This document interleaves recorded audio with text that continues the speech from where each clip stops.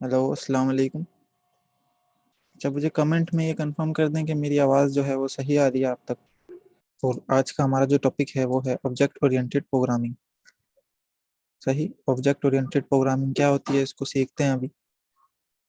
उससे पहले एक दफ़ा और नज़र अपने उस विजन पर मारते हैं कि हमने ये कोर्स जो है ना असल में स्टार्ट किया किया था, और हम चाह क्या रहे थे कि अगर आप ये कोर्स कंप्लीट कर लें, कंप्लीट करने के बाद आप किस काबिल हों उसको भी डिस्कस करेंगे आज शुरू में। उसके बाद अपना जो है क्लास को स्टार्ट करेंगे। तो हमने जब ये कोर्स की अनाउंसमेंट की तो उसमें हमने ये बोला था कि आप हमारे से कोर्स सीखने के बाद इस काबिल होंगे कि आप माइक्रोसॉफ्ट का जो इंट्रोडक्टरी लेवल का एग्जाम है, इंटरनेशनल एग्जाम, उसको पास कर सकेंगे इजली ना। तो उस एग्जाम को देखते हैं कि भाई उस एग्जाम को अगर आप देने जा रहे हैं तो उसकी फीस क्या है, और फीस के साथ साथ उसकी रिक्वायरमेंट्स क्या हैं। अगर हम आ, हल्का सा ओवरव्यू लें, इस एग्जाम के पेज पे आ गए हम माइक्रोसॉफ्ट की तरफ से कि भाई अगर आप ये कोर्स एग्जाम दे देते हैं तो आप Microsoft MTA, Microsoft technology technology associate कहलाएंगे। सही। इस एग्जाम देने के लिए आपके पास क्या क्या आपको चीज़ें आनी चाहिए। उसके लिए सबसे पहले आपके पास रिक्वायरमेंट है कि भाई आपको पता हो कि डेटा टाइप्स क्या होती हैं। सही। और उन डेटा टाइप और ऑपरेटर्स को, ऑपरेटर्स भी पता है आपको, डेटा टाइप्स भी पता हैं, उनको इस्तेमाल किस तरीके से करना है पाइथन के अंदर ना। उनका आउटपुट किस तरीके से लाना है, plus minus divide, string integer. उसके बाद आप लोगों को ये भी पता है कि भाई पाइथन में जो है ना लूप्स कितने टाइप्स के होते हैं, फॉर लूप्स होते हैं, व्हाइल लूप्स होते हैं, और कंडीशनल स्टेटमेंट्स होती हैं, इफ एल्स हमने बड़ी डेप्थ में सीखी हैं। सही। ये दो रिक्वायरमेंट्स तो आप पूरी फुलफिल कर रहे हैं। उसके बाद आपने ये भी देखा है कि भाई आउटपुट किस तरीके से करवा सकते हैं किसी भी चीज को। अगर डिक्शनरी है तो उसका आउटपुट किस तरीके से ला सकते हैं, अगर लिस्ट है तो उसके ऊपर फॉर लूप लगाते हैं। और सिंपल कोई चीज अगर स्ट्रिंग में से हमें आउटपुट करवानी हो तो प्रिंट के फंक्शन से हम आउटपुट करवाते हैं, इनपुट के फंक्शन से कोई भी वैल्यू लेके किसी भी वेरिएबल में हम उसको इनिशियलाइज कराते हैं। तीन रिक्वायरमेंट्स फुलफिल हो गई। डॉक्यूमेंट एंड स्ट्रक्चर कोड भी हमने पढ़ा था कि भाई पाइथन में कमेंट्स क्या होते हैं, मल्टी लाइन कमेंट्स क्या होते हैं, और मल्टी लाइन कमेंट्स के अलावा डॉक स्ट्रिंग क्या होते हैं। सही। तो चार रिक्वायरमेंट्स अब हमारी पूरी हो गई। पांचवी रिक्वायरमेंट हमने देखी नहीं थी, लेकिन हम जैसे जैसे कोर्स पढ़ते जा रहे हैं, जब हमारे पास एरर आते थे तो उसके आपसे सवाल किए जाते थे कि भाई अगर हमारे पास प्रिंट के अंदर कोई चीज प्रिंट नहीं हो रही तो वो क्यों नहीं हो रही। तो आपको जो है ना आउटपुट नजर आता था, फिर हमें पता चलता था कि भाई हम जो है ना इंटीजर और स्ट्रिंग को जो है ना वो कॉन्केटिनेट करा रहे हैं। स्ट्रिंग इंटीजर और स्ट्रिंग को कॉन्केटिनेट नहीं हो सकता, तो फिर इंटीजर को हमें स्ट्रिंग बनाना पड़ेगा, फिर जाके जो है ना हमारी कॉन्केटिनेशन जो है पूरी होगी। सही। तो ये एरर हैंडलिंग भी हमने वहां से देखा। तो ये हम पांच चीजें जो हैं इंटरनेशनल एग्जाम की माइक्रोसॉफ्ट की तरफ से जो डिजाइन है वो पूरी कर चुके हैं। अब एक और हमारे पास रिक्वायरमेंट क्या है, हमारे पास आखिरी रिक्वायरमेंट इनकी ये है कि आपको मॉड्यूल्स और उसके टूल्स के साथ जो है उसके ऊपर ऑपरेशंस जो है ना परफॉर्म करने आने चाहिए, और उसके साथ आपको खेलना आना चाहिए। तो वो इंशाल्लाह हम कल की क्लास में देखेंगे। तो ये बेसिकली बताने का मकसद ये था कि हम अभी माइक्रोसॉफ्ट का जो इंट्रोडक्टरी लेवल का एग्जाम है वो देने के काबिल हैं कल की क्लास के बाद। आज जो हम चीज पढ़ने जा रहे हैं वो है ऑब्जेक्ट ओरिएंटेड प्रोग्रामिंग। इसका मैंने पहले भी आपको ओवरव्यू दिया था कि अगर आपको ऑब्जेक्ट ओरिएंटेड प्रोग्रामिंग सही से आ जाती है तो फिर आपके लिए बड़े फायदे की बात है, और आप मार्केट में जो है वो चल सकते हैं। तो इसको दूसरी बात में इसलिए मैंने आपको पहले माइक्रोसॉफ्ट का इंटरव्यू इसलिए दिया कि उसमें आपसे जो सवाल किए जाते हैं वो थोड़े से इससे रिलेटेड नहीं होते। अच्छा, फी का आप सवाल कर रहे हैं, तो फी असल में उसकी जो है ना हम देख लेते हैं अभी। सही। यहाँ पे यूनाइटेड स्टेट सिलेक्ट हुआ है, और यूनाइटेड स्टेट के अगर ये 100 देखें तो हम पाकिस्तान को सिलेक्ट करते हैं यहाँ पे। फी पाकिस्तान में $62 बता रहा है। $62 को अगर मैं कन्वर्ट करूँ इन PKR तो ये हमारे पास बन जाते हैं 14,000 रुपये। सही। 14,737 रुपये। और अगर मैं इसको यूनाइटेड स्टेट वाला कोई बंदा इसको देना चाहे तो उसके लिए 30,000 रुपये का टेस्ट है। तो फीस से रिलेटेड आप मसला ना करें इसमें, मतलब ये 14,000 रुपये आप बोल रहे हैं कि भाई हम इस एग्जाम को किस तरीके से देंगे, ये तो 14,000 रुपये का। लेकिन अब क्योंकि आप हमारे से ये सीख रहे हैं तो इनशाला हम इसमें जो है ना आपको बहुत ज्यादा डिस्काउंट दिलवा देंगे, 50% से भी ज्यादा, 70%, 80% टेक्सश्योर की तरफ से आपको डिस्काउंट होगा अगर आप इस कोर्स को मुकम्मल करेंगे। तो फिर आप समझ लें आपका कोर्स $15 का हम करवा दें मिसाल के तौर पे, हम अगर बात करें और इसको अगर हम कन्वर्ट करें तो ये आपके पास बन जाते हैं 3500 रुपये।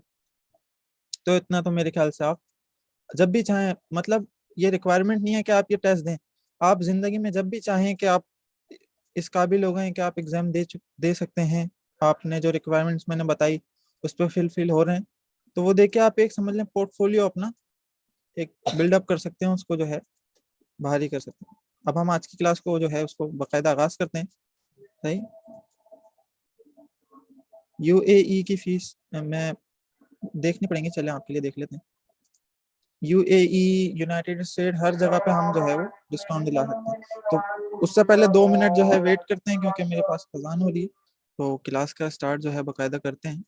उससे पहले मैं आपको ये बताऊं कि फीस की आपने टेंशन नहीं लेनी, इसको हम कंपनसेट करवा के 3-4 हज़ार रुपये में ले आएंगे अगर तो लक जो है वो काम कर गई। अगर आप ना भी दें तो मसला नहीं है, टेक्सश्योर आपको जो है वो सर्टिफिकेशन फराहम करेगा।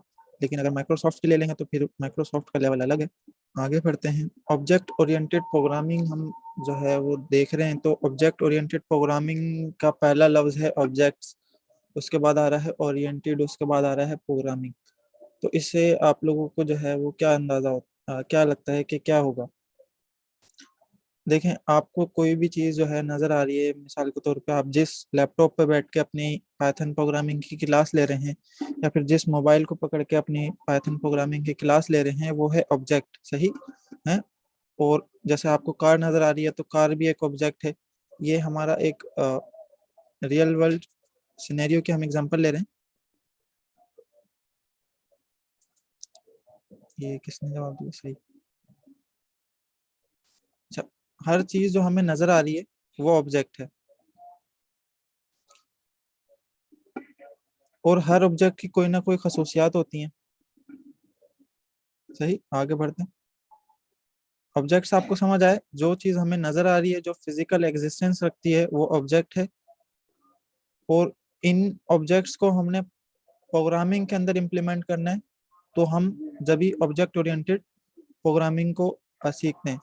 ऑब्जेक्ट ओरिएंटेड प्रोग्रामिंग के भी हम एडवांटेजेस भी देखेंगे कि भाई इसको ऑब्जेक्ट्स की सूरत में ही क्यों रखा गया। ऑब्जेक्ट्स का आपको जो है वो क्लियर हो गया है। तो ऑब्जेक्ट्स ओरिएंटेड प्रोग्रामिंग, अब हर ये हमारे पास ऑब्जेक्ट्स हैं, इनको जो है ना, अगर हम मिसाल के तौर पे फोन की एग्जांपल लेते हैं, फोन की हमने एग्जांपल ली। अब फोन क्या कर सकता है? फोन कॉल भी कर सकता है, फोन का कोई कलर होगा, फोन की कोई बैटरी लाइव होगी, तो फिर इसको हम और मुख्तलिफ चीज़ों में जो है ना तोड़ते हैं। ऑब्जेक्ट ओरिएंटेड प्रोग्रामिंग की जब भी हम बात करते हैं तो ऑब्जेक्ट ओरिएंटेड प्रोग्रामिंग प्रोग्रामिंग के सिनेरियो से इम्प्लीमेंट करने के लिए आपको क्लासेस का जो है ना वो सहारा लेना लेना पड़ता है। हमारे पास कॉन्सेप्ट आता है क्लास का। अब क्लास क्या है? क्लास हमारे पास एक ऐसा ब्लूप्रिंट है जो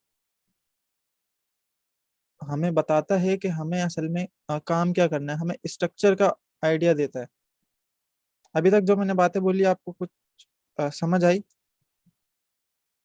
असल में देखेंगे थोड़ा सा कॉम्प्लेक्स, थोड़ा एडवांस लेवल का टॉपिक है, तो थोड़े से इसमें आपको मसले मसाइल हो सकते हैं, लेकिन आप इसको बेहतर किस तरीके से सीख सकते हैं कि जैसे जैसे मैं बातें आपको बता रहा हूँ, आपको अगर कोई भी कंफ्यूजन बीच में हो तो आप उस कंफ्यूजन को जो है ना वो क्लास के दौरान ही अगर सॉल्व कर लें तो ये हल हो जाएगा आपका मसला। मैं इस एग्जांपल से भी आसान एग्जांपल पहले आपको दे देता हूँ। अभी तक सवाल कोई आपको पता चला ऑब्जेक्ट्स क्या होते हैं और ऑब्जेक्ट ओरिएंटेड प्रोग्रामिंग हम क्यों इस्तेमाल कर रहे हैं, और अगर ऑब्जेक्ट ओरिएंटेड प्रोग्रामिंग को हम प्रोग्रामिंग की वे में इम्प्लीमेंट करना चाहें तो हम क्लासेस का इस्तेमाल करते हैं। सही। क्लासेस का एग्जांपल हम इस तरीके से सीखते हैं कि आप जो है ना किसी क्लिनिक जाते हैं, हॉस्पिटल जाते हैं, और हॉस्पिटल जाने के बाद आपका जो है ना डॉक्टर से अपॉइंटमेंट होता है। अपॉइंटमेंट होने के से पहले आप जो है अपना फी पे करते हैं और रिसेप्शन से जो है ना आप मिलते हैं। सही, जो वहाँ पे बंदा बैठा हुआ होता है जो आपको अंदर जाने की इजाजत देता है। लेकिन वो पहले से आपसे कोई कुछ चीजें पूछता है कि भाई आप किस सिलसिले में जो है ना डॉक्टर से मिलने आए हैं। आपको असल में बेसिकली बीमारी क्या लाहिक हुई है या फिर आपकी प्रॉब्लम क्या है, तो आप उसको बताते हैं कि भाई मेरे सर में दर्द है और है कितने दिन से है और आपकी क्या कंडीशन है। बेसिकली आपको एक फॉर्म दिया जाता है। पाकिस्तान में ये सिनेरियो फॉलो नहीं होता, लेकिन अगर आप पाकिस्तान से बाहर जाएं और चीज़ों को करने लगें तो आपको एक फॉर्म दिया जाएगा। और उस फॉर्म में जो है ना डॉक्टर से अपॉइंटमेंट से पहले आपकी कंडीशंस को पूछा जाएगा कि भाई आपको बुखार कितने दिनों से है, किस तरीके का बुखार है, और आपने लास्ट टाइम जो है ना वो क्या खाया था। आपको फॉर्म दिया जाएगा। अगर आपको फॉर्म ना दिया जाए और वो जो बंदा है वो आपको सिर्फ एक खाली पर्चा दे दे और उस पर्चे पे जो है ना आपसे बोले कि भाई आप हमें बताओ अपने बारे में ना कि आपको हुआ क्या है। आपको एक खाली पर्चा मिल गया है और आप पर्चे पे लिख रहे हैं कि भाई मुझे बुखार हुआ था, मुझे ये हुआ था, वो हुआ था। आप पूरी जो है उसको कहानी लिखने लग जाएंगे। आपको पता नहीं होगा कि मुझे स्पेसिफिक किन किन चीज़ों की मालूमात जो है वो फरहम करनी है, ताकि डॉक्टर उन मालूमात को देख के मेरा जो है वो ट्रीटमेंट कर सके। मुझे जो है वो आ, मतलब मेरी बीमारी से रिलेटेड जो दवाइयाँ हैं वो दे सके। तो जब आपको खाली पर्चा मिल जाएगा तो आपको इस चीज़ का जो है मालूमात नहीं होगी। लेकिन अगर वही बंदा आपको एक फॉर्म दे दे और उस फॉर्म में हर चीज जो है ना डिफाइंड हो कि भाई सबसे पहले तो आप अपना नाम लिखें। नाम लिखने के बाद आप अपना डिसीज को सिलेक्ट करें। डिसीज को सिलेक्ट करने के बाद कंडीशन चेक करें। अपना ब्लड प्रेशर लिखें और आपको कोई आपका पास्ट रिकॉर्ड हो बीमारी से रिलेटेड। तो फिर आप वो फॉर्म जो स्ट्रक्चर्ड फॉर्म में आपको मुहैया किया गया होगा आप उसको इजिली भर लेंगे, क्योंकि हर चीज आपको डिफाइन होगी। आपको अब ये नहीं टेंशन लेनी पड़ रही होगी कि भाई मुझे किन किन कंडीशंस को जो है वो बताना है। सैफुल्ला, मेरी तरफ से जो है आवाज़ क्लियर है? आप चेक करें आपका माइक वगैरह जो है, आपकी इंटरनेट स्पीड जो है वो किस तरीके की आ रही है। अच्छा, तो हमने अभी ये बात कर ली, ये बात समझ ली कि भाई आप अगर जाएंगे खाली पर्चे पे लिखेंगे तो आपको मसले मसाइल होंगे, जबकि अगर आप एक फॉर्म फिल करेंगे जिसपे तमाम चीज़ें डिफाइंड होंगी तो आपको बड़ी आसानी होगी। तो क्लास का कॉन्सेप्ट भी इसी तरीके से है। सही। अब हम क्लास के कॉन्सेप्ट पे आते हैं। पाइथन में प्रोग्रामिंग में हम क्लास को किस तरीके से समझें। तो क्लास बेसिकली आपका वो पर्चा है। अभी जैसे हमने सीखा ना, क्लास हमारा वो पर्चा है जिसके ऊपर तमाम चीजें हमारे पास स्ट्रक्चर्ड वे में डिफाइन होती हैं। मतलब हमें पता होता है कि हमें उस चीज से रिलेटेड, मतलब जिस चीज की क्लास बनाई गई है हमने करना क्या है। आप बात को समझ रहे हैं? अगर मैं मिसाल के तौर पे मैंने ये क्लास नहीं बनाई तो फिर आपके पास खाली पर्चा है और उस खाली पर्चे पे आपने अपनी चीजों को बताना है और उस पर आप बता रहे हैं आपको असल में चीजों का फिर पता नहीं है, स्ट्रक्चर्ड वे में नहीं है। आप कुछ लिखेंगे, कुछ चीज नहीं लिखेंगे, कुछ चीज मिसिंग हो जाएंगी। लेकिन अगर आप उसी चीज की क्लास बना देंगे तो फिर वो इस फॉर्म में आपके पास इम्प्लीमेंट हो जाएंगी, जो कि बड़ा ही इजी हो जाएगा आपके प्रॉब्लम्स को सॉल्व करने के लिए। तो हमें क्या समझ आया? क्लास एक ऐसा ब्लू प्रिंट है जो कि किसी भी रियल वर्ल्ड ऑब्जेक्ट की या फिर कोई भी ऑब्जेक्ट ले लें आप जो एग्जिस्ट करता है उसके स्ट्रक्चर को जो है वो होल्ड करता है, उसके ऑब्जेक्ट्स को होल्ड करता है। सही। अभी तक सवाल आपको इससे रिलेटेड कोई भी कि भाई क्लास क्या है? फिर हम आप प्रोग्रामिंग वे में जाएंगे, देखेंगे कि भाई ये क्लास किस तरीके से डिफाइन होती है, इसका सिंटैक्स क्या है। पहले हम इसका कॉन्सेप्ट समझना चाह रहे हैं। नो। सही। बिल्कुल। आपको समझ नहीं आया तो आप 10 दफा बोले, मैं 10 दफा जो है वो कोशिश करूंगा कि आपको समझ आए, क्योंकि समझ नहीं आएगा तो फिर फायदे नहीं है आपको। दोबारा देखें। मैं जल्दी से थोड़ा सा बोलूंगा, उसमें आपको मसला हो, फिर मैं दूसरी एग्जांपल पे जाऊंगा। देखें, आप एक जो है वो हॉस्पिटल गए, क्लिनिक गए आप, वहाँ पे आपका डॉक्टर से अपॉइंटमेंट है ना, सही, आप डॉक्टर से अपॉइंटमेंट रखना चाह रहे हैं, लेकिन सबसे पहले जो है ना रिक्वायरमेंट क्या है आपके पास, सही, आप गए डॉक्टर से, आपका अपॉइंटमेंट है, लेकिन डॉक्टर से अपॉइंटमेंट करने से पहले डॉक्टर क्या बोल रहा है, डॉक्टर बोल रहा है कि भाई आप जो है ना एक फॉर्म भरो, सही, आप एक फॉर्म भरो जिसमें आपने अपनी कंडीशन को डिफाइन करना है। मिसाल के तौर पे आपको बुखार हो रहा है, आपको खांसी है, आपको नजला है, और उस नजला आपको कितने दिन से हो रहा है, सही, और नजला आपने, और आपने आपके पास हिस्ट्री क्या है, आपका ब्लड प्रेशर है आपको, या फिर आपको ब्लड प्रेशर नहीं है, इस तरीके की डिटेल आपने डॉक्टर से मिलने से पहले आपने फॉर्म भरना है, सही। जब ही डॉक्टर जो है ना आपसे बात करेगा और फिर आपको अपने सामने बिठा के आपको दवाई देगा, सही, वो फॉर्म आपको किसने दिया, वो फॉर्म आपको डॉक्टर के मैनेजर ने दिया होगा, या फिर जो हमारे पास एक बंदा होता है जिसको रिसेप्शनिस्ट कहते हैं, सही। अब उस फॉर्म की हम एग्जांपल ले रहे हैं, उस फॉर्म को लेके हम समझना चाह रहे हैं कि क्लास क्या है, सही। अब मिसाल के तौर पे उस बंदे ने आपको फॉर्म दिया, और वो फॉर्म आपको दे दिया खाली, मतलब ये फॉर्म है आपका, और ये पेशेंट भी नहीं लिखा हुआ है, खाली A4 साइज का पर्चा है, और उस पर्चे पे डॉक्टर का वो जो मैनेजर है, जो डॉक्टर से आपको अपॉइंटमेंट कंफर्म करवाता है, वो बोल रहा है कि भाई आपके पास खाली पर्चा है, अब आप इस पे अपनी चीजें लिख दें कि आपको क्या बीमारी लाहिक हुई है, या फिर किस सिलसिले में आप डॉक्टर से मिलना चाह रहे हैं ना, तो आप तमाम चीजें इस पर्चे पे लिखेंगे।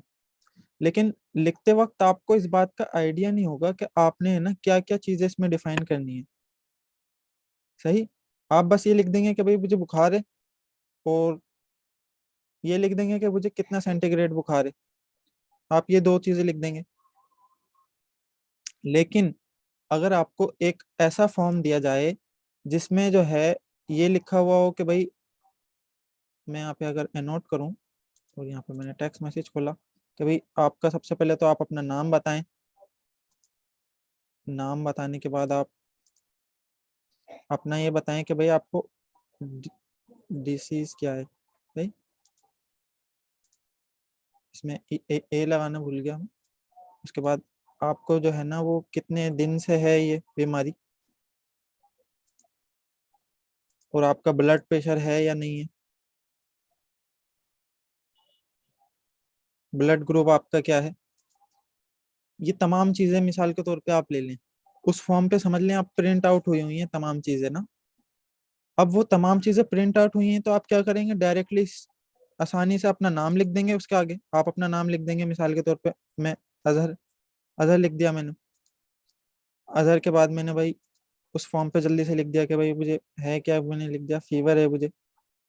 फीवर लिखने के बाद अब मैं सवाल पूछ रहा हूँ, मैं बता रहा हूँ कि भाई मुझे 5-4 दिन से जो है ना बुखार है, और वो बुखार मेरा सही नहीं हो रहा।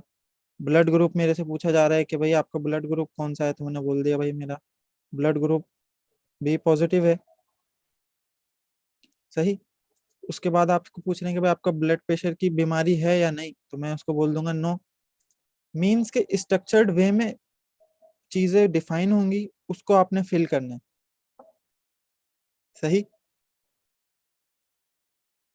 अभी ये सिंपली मैं आपको एक रियल वर्ल्ड एग्जांपल दे रहा हूँ, प्रोग्रामिंग की हद से हम इसको देखेंगे कि असल में ये क्या चीज है। अब हम प्रोग्रामिंग पे आ रहे हैं। देखें, अगर हमारे पास उसी पर्चे की, हम उसी फॉर्म की एग्जांपल लेते हैं, एक हमारे पास खाली पर्चा था, और एक ऐसा पर्चा था जिसपे चीजें डिफाइन थी कि हमें क्या क्या इंफॉर्मेशन देनी है। अब क्लास क्या है, क्लास की जरूरत क्यों पेश आई, मैंने आपको बताया कि हमारे पास हर चीज जो है ना ऑब्जेक्ट्स हैं, रियल वर्ल्ड की हर चीज जो हमें फिजिकल एग्जिस्टेंस में नजर आ रही है वो कोई ना कोई ऑब्जेक्ट है, और हर ऑब्जेक्ट की कोई ना कोई प्रॉपर्टीज हैं, और उसका कोई ना कोई बिहेवियर है। हमारे पास एक मोबाइल फोन है, मोबाइल फोन की प्रॉपर्टीज और बिहेवियर्स अलग होंगे। मतलब बिहेवियर भाई, कॉल कर सकते हो उस पे, वीडियोस देख सकते हो उस पे, गेम्स देख सकते हो। अब हर मोबाइल फोन जो है, आप बात को समझने की कोशिश करें कि उसका बिहेवियर सेम होगा।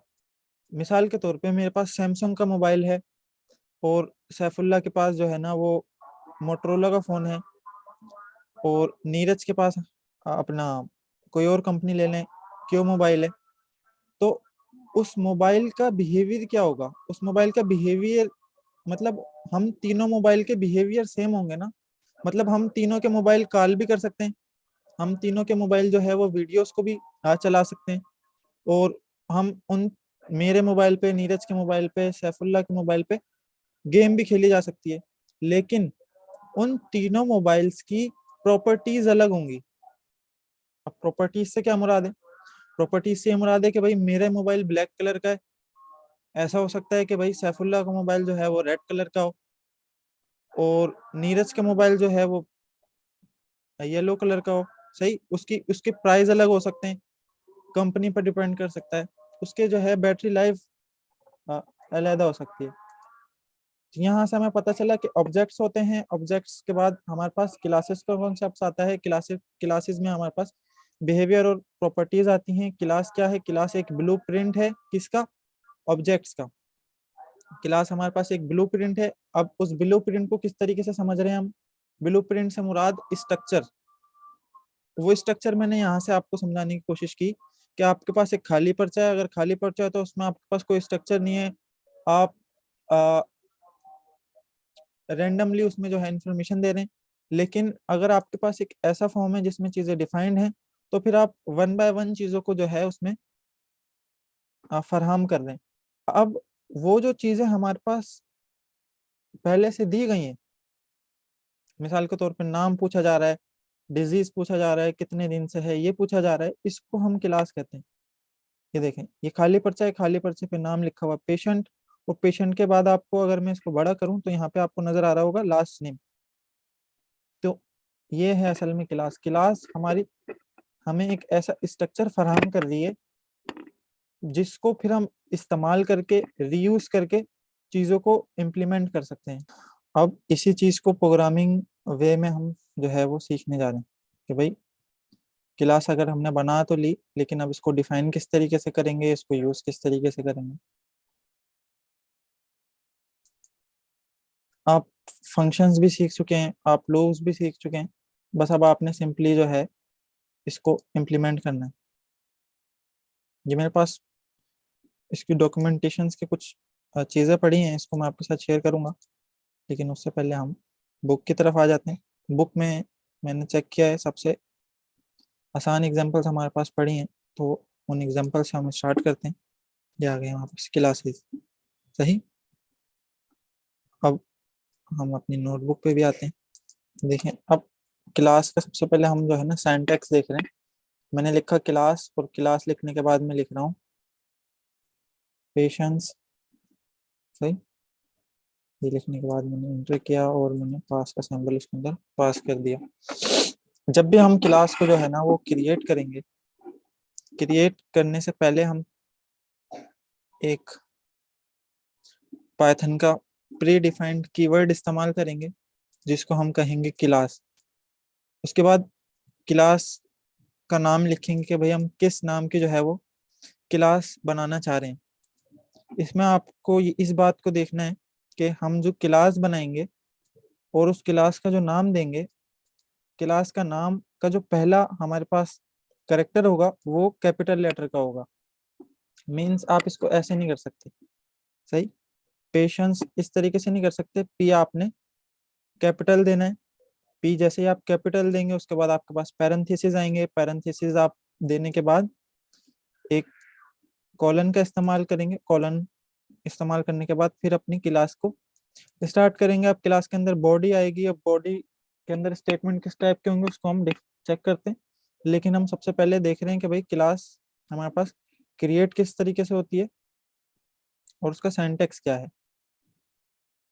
अब पी भाई हम क्लास में बड़ा क्यों लेंगे? उसकी लेने की वजह यह है कि हम जब फंक्शंस बनाते हैं तो हम फंक्शंस बनाते वक्त डेफ का इस्तेमाल करते हैं, हमने सीखा है। सही। क्लासेस के लिए हम क्लास का इस्तेमाल करेंगे। लेकिन जब हम फंक्शन को ही बनाते हैं, और मिसाल के तौर पे मैं एक कस्टमर के नाम से एक फंक्शन बना रहा हूँ, सही, इस तरीके से हम फंक्शन बनाते हैं ना, और उसके बाद फंक्शन के अंदर फंक्शन की बॉडी होती है। पी बड़ा देने से हमें ये फायदा होगा कि हम इस बात का डिफरेंस पता लगा सकेंगे कि क्या चीज फंक्शन है और क्या चीज जो है वो अपना क्लास है। अब मिसाल के तौर पे मैं क्लास जो है ना, कस्टमर कहीं पे कॉल करता हूँ। अब इसके अंदर मैं एक चीज दे देता हूँ, प्रिंट।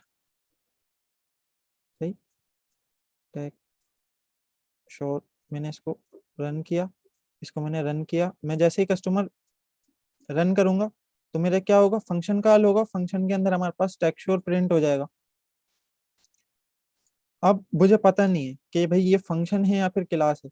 मिसाल के तौर पे मैं यहाँ पे आया क्लास के अंदर, मैंने यहाँ लिखा प्रिंट, और प्रिंट के अंदर मैंने लिख दिया इसको। सही। ये मेरी क्लास है। ये क्लास जैसे ही रन हुई, इसने हमारे पास ये चीज़ जो है वो प्रिंट कर दी। अब मैं मिसाल के तौर पे ये क्लास मैंने उठाई, और इस क्लास को मैं रन कर रहा हूँ, तो मेरे पास ये आउटपुट आ रहा है। अभी इस आउटपुट को हम देखते हैं।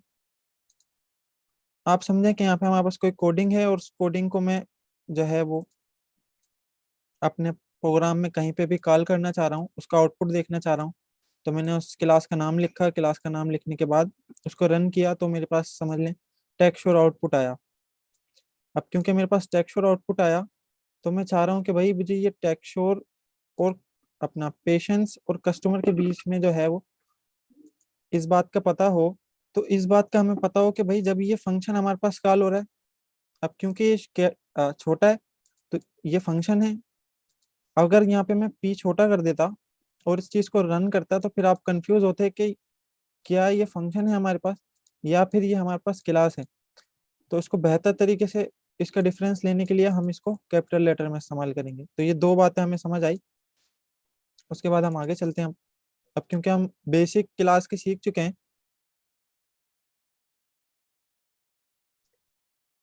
उसको हम फिर फास्ट फॉरवर्ड लेके चलते हैं। अब यहाँ पे मैंने क्या किया, अपना इसमें मैंने एक फंक्शन क्रिएट किया, मैंने लिखा क्लास पेशेंस। अब जैसे ही मैंने पेशेंस लिखा, तो हमारे पास जो वो पर्चा था, जो हम खाली पर्चे की एग्जांपल लेके चल रहे थे, उसमें हमारे पास एक पेशेंस का नाम लिखा हुआ आ गया, प्रिंट हो गया। सही। अब वो पेज जो है हमारा खाली है। हम चाह रहे हैं कि भैया पेशेंस के बाद कोई ना कोई नाम हो, यूजर से हम कोई ना कोई नाम पूछें। तो वो नाम पूछने के लिए हम एक फंक्शन उसके अंदर इस्तेमाल करेंगे। उस फंक्शन को अब हम यहाँ पे देखते हैं। ये देखिए, सबसे पहले तो मैंने क्लास को जो है डिफाइन कर दिया। अब क्लास को डिफाइन करने के बाद मैं चाह रहा हूँ कि ये क्लास क्या करे, हर यूजर की हर यूजर से जो है वो डेटा गेट करे, उसका लास्ट नेम या फिर फर्स्ट नेम। मैंने डेफ लिखा, डेफ लिखने के बाद आपको पता है डेफ क्या होता है, हमारे पास फंक्शन होता है। डेफ लिखने के बाद मैं एक कीवर्ड इसके अंदर इस्तेमाल कर रहा हूँ, डबल अंडरस्कोर इंट, फिर डबल अंडरस्कोर। देखें, फंक्शन का नाम लिख रहा हूँ, double underscore, double underscore init, उसके बाद लिख रहा हूँ सेल्फ, उसके बाद लिख रहा हूँ लास्ट नेम। इस डबल अंडरस्कोर इनिट और इस सेल्फ को अगर मैं आपको समझाऊं तो थोड़ा सा कॉम्प्लिकेटेड होगा, और इस बुक में भी इसको नहीं समझाया गया है। लेकिन मैं आपको हल्का सा ओवरव्यू दे रहा हूँ, अगर आपको थोड़ा सा इसमें कंफ्यूजन हो तो मसले की बात नहीं है। सेल्फ, और इधर मैं लिखता हूँ कि भाई नेम। मैंने फंक्शन रन किया, फंक्शन, क्योंकि फंक्शन के बाद हमारे पास कॉलन आता है, मेरे पास एरर आया। अब क्योंकि मैंने फंक्शन जो है वो डिफाइन कर दिया है, या तो इसमें मैं पास पास करूं, या फिर मैं कोई चीज़ इसके अंदर जो है वो परफॉर्म करूं। अब क्योंकि मुझे कोई चीज़ परफॉर्म करनी है, तो मैं क्या करूंगा, self dot name equals to, इसको हम समझ रहे हैं, आप टेंशन नहीं लें। ये मैंने रन कर दिया, मेरी क्लास जो है वो सक्सेसफुली रन हो गई। अब मुझे इसका आउटपुट देखना है। अब आउटपुट मिसाल के तौर पे मैं इस तरीके से देखता हूँ, P123 इज इक्वल्स टू, अब हमारे पास क्लास का नाम आएगा, क्लास के नाम के बाद मैं क्या चाह रहा हूँ, वही मेरे पास नेम आ जाए, नेम अजहर, और ये अजहर क्या हो, डबल इन्वर्टेड कॉमास में इंस्केपलेट हो। मैं कोड लिख लूँ फिर आपको समझाता हूँ, 1 मिनट रुको। अच्छा जिशान, यहाँ तक आपको जो है समझ आया कि हमने क्या किया, हमने क्लास क्रिएट की, क्लास क्रिएट करने के बाद हम एक फंक्शन क्रिएट कर रहे हैं, इसको हम लॉजिकली फंक्शन नहीं कहेंगे, हम इस बात को समझते हैं कि भाई ये इनिट आपने क्यों लगाया। इनिट समझ लें, जब भी हम क्लास को क्रिएट करेंगे तो क्लास को क्रिएट करने के बाद इस इनिट का इस्तेमाल करेंगे। इस इनिट से क्या होता है, इस इनिट को जो है ना हम कंस्ट्रक्टर कहते हैं। कंस्ट्रक्टर से मीनिंग क्या है, कंस्ट्रक्टर से मीनिंग ये है कि भाई जब भी हम अपनी क्लास के अंदर चाहते हैं कि कोई ना कोई इस नेम को, नेम हमारे पास एक वेरिएबल है, इसको कोई ना कोई स्पेस असाइन हो जाए, सही, इसको कोई ना कोई जगह असाइन हो जाए, तो फिर हम इस इनिट का इस्तेमाल करते हैं। इनिट से मीनिंग क्या है, इनिशियलाइज, कि भाई एक जगह इनिशियलाइज कर दो इस नेम के लिए इस क्लास के अंदर। ये हमारे पास अब सेल्फ क्या है, सेल्फ हमारे पास इसलिए इस्तेमाल हो रहे हैं यहाँ पे कि भाई अब एक पेशेंट है, सही, अब एक अस्पताल है, उसमें एक पेशेंट थोड़ी आएगा, अब उसमें मिसाल के तौर पे रोजाना जो है 500 पेशेंट्स आते हैं, तो आप बोलेंगे कि भाई ये तो आपने चला दिया एक पेशेंट्स के लिए। अब मिसाल के तौर पे पेशेंट नंबर जो है ना, हम लेते हैं 1 to 4, पेशेंट नंबर 1 to 4, और फिर मैं क्या करता हूँ, मैं चाह रहा हूँ कि दोबारा क्लास को जो है वो कॉल किया जाए, तो मैं क्लास का नाम लिखूंगा, डबल हो गया, तो क्लास का नाम लिखने के बाद उसके अंदर एक पैरामीटर पास कर दूंगा पेशेंट का नाम का, मैंने यहाँ पे लिख दिया सैफुल्ला। अब ये मेरे पास दूसरा पेशेंट जो है वो क्लास के अंदर चल गया और सेव हो गया। अब इसका मैं आउटपुट देखना चाह रहा हूँ। अब यहाँ पे मैं 1 2 3 अगर चलाऊंगा तो मेरा नाम दोबारा आ जाएगा, क्योंकि पेशेंट 1 2 3 में हमारे पास क्या सेव है, अजहर सेव है। और अगर मैं पेशेंट 1 to 4 करूँ तो पेशेंट 1 to 4 में देखें आप सैफुल्ला जो है सेव है। इस बात को दोबारा मैं, अच्छा मैं दोबारा स्क्रीन अपनी क्लोज करके शेयर करता हूँ।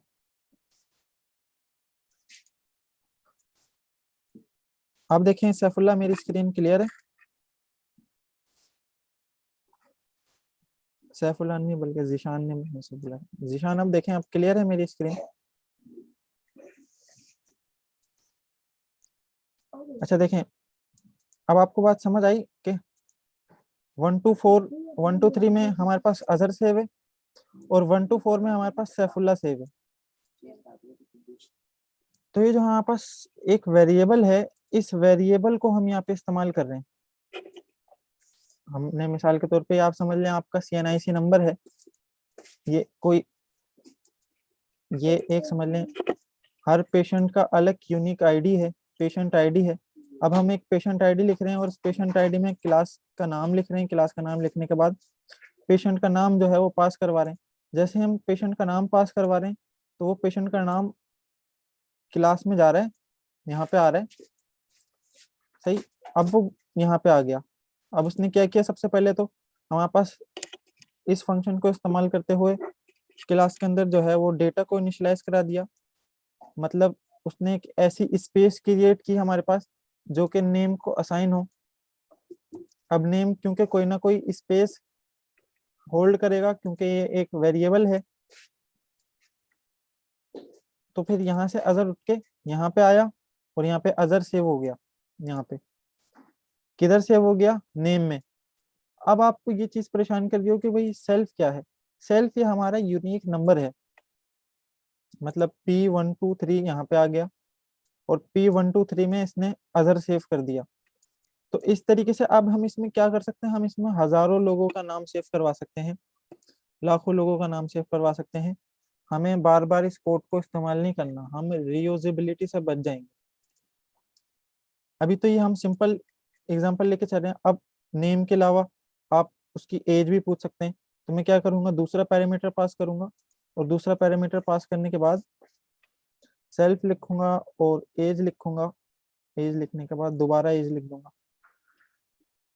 अब यहाँ पे थोड़ी सी कंफ्यूजन आपको हो रही होगी कि भाई हमारे पास यहाँ पे पैरामीटर आ तो गया, यहाँ पे भी आ गया, ये दोबारा आप ये काम क्यों कर रहे हैं? भाई आप इस तरीके से आप नेम को दोबारा नेम के अंदर इनिशियलाइज करा रहे हैं, ये तो मसले की बात है। लेकिन इस बात को मैं दोबारा अपनी पिछली बात से जो है ना कनेक्ट करने की कोशिश करूंगा कि भाई ये नेम हमारे पास आया तो, लेकिन इस नेम को सेव कहाँ करवाना है? उस नेम को सेव करवाना है आपने सेल्फ के अंदर। सेल्फ में क्या है? आपका यूनिक नंबर। इस बात को समझ रहे हैं? यहाँ तक आपको बातें समझ आई हैं तो मुझे ओके करें, तो फिर मैं आगे बढ़ता हूँ। यहाँ तक आपको कोई कंफ्यूजन हो रही है कि भाई ये दोबारा इनट समझा दें? दोबारा इसका स्ट्रक्चर जब तक समझ नहीं आएगा आपको फिर मसले मसाइल का सामना करना पड़ेगा चीज़ों में। मैंने बड़े ही डेप्थ में और बड़े ही आसान अंदाज में आपको क्लास समझाने की कोशिश की है।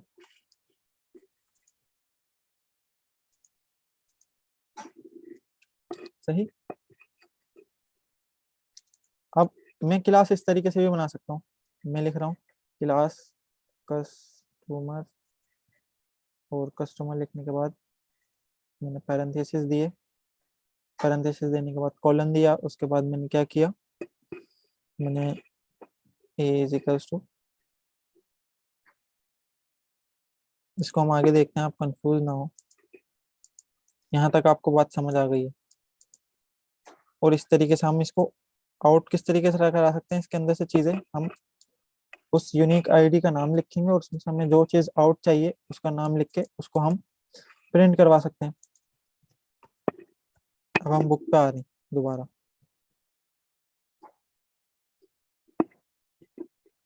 ताकि हम एक आसान एग्जांपल्स को लेके चलें। इसमें ये तमाम चीजें यही बता रहा है।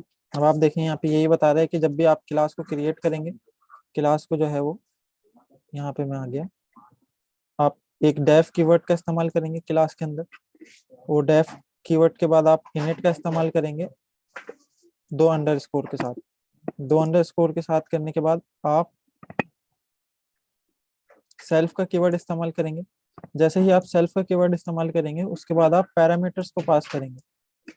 पैरामीटर्स को पास करने के बाद दोबारा आप अपने फंक्शन को जो है वो क्लोज कर देंगे। इस तरीके से आपका जो क्लास है, एक किसी भी चीज से रिलेटेड जिसका आप ऑब्जेक्ट बनाना चाह रहे हैं, उसके इंस्टेंस आपके पास जो है वो क्रिएट हो जाएंगे। अब आगे बढ़ते हैं। अब हम यहाँ पे जो है ना एक नाम पास कर रहे हैं। ये चीज हम सीख चुके हैं, ये भी सीख चुके हैं। ये वाली एग्जांपल देखते हैं दोबारा कि भाई हमारे पास एक पर्चा था, पर्चे पे नाम था, पर्चे पे नाम होने के बाद ये लास्ट नेम था हमारे पास, यहाँ से आ गया ये जो हमने डिफाइन किया, इसको मैं लास्ट नेम कर लेता हूँ ताकि बुक के एग्जांपल ही लगे हमें। ये हमारे पास लास्ट नेम आ गया यहाँ पर। सही। ये पर्चा है, पर्चे के ऊपर हमने पेशेंट्स जैसे ही हमने यहाँ पे लिखा, तो प्रोग्रामिंग में हमने क्या किया, उस नाम की क्लास बनाई। क्लास बनाने के बाद अब लास्ट नेम हम चाह रहे हैं कि उस पर्चे पे आ जाए। तो जैसे कि हम लास्ट नेम लेना चाह रहे हैं तो हमने एक पैरामीटर पास किया।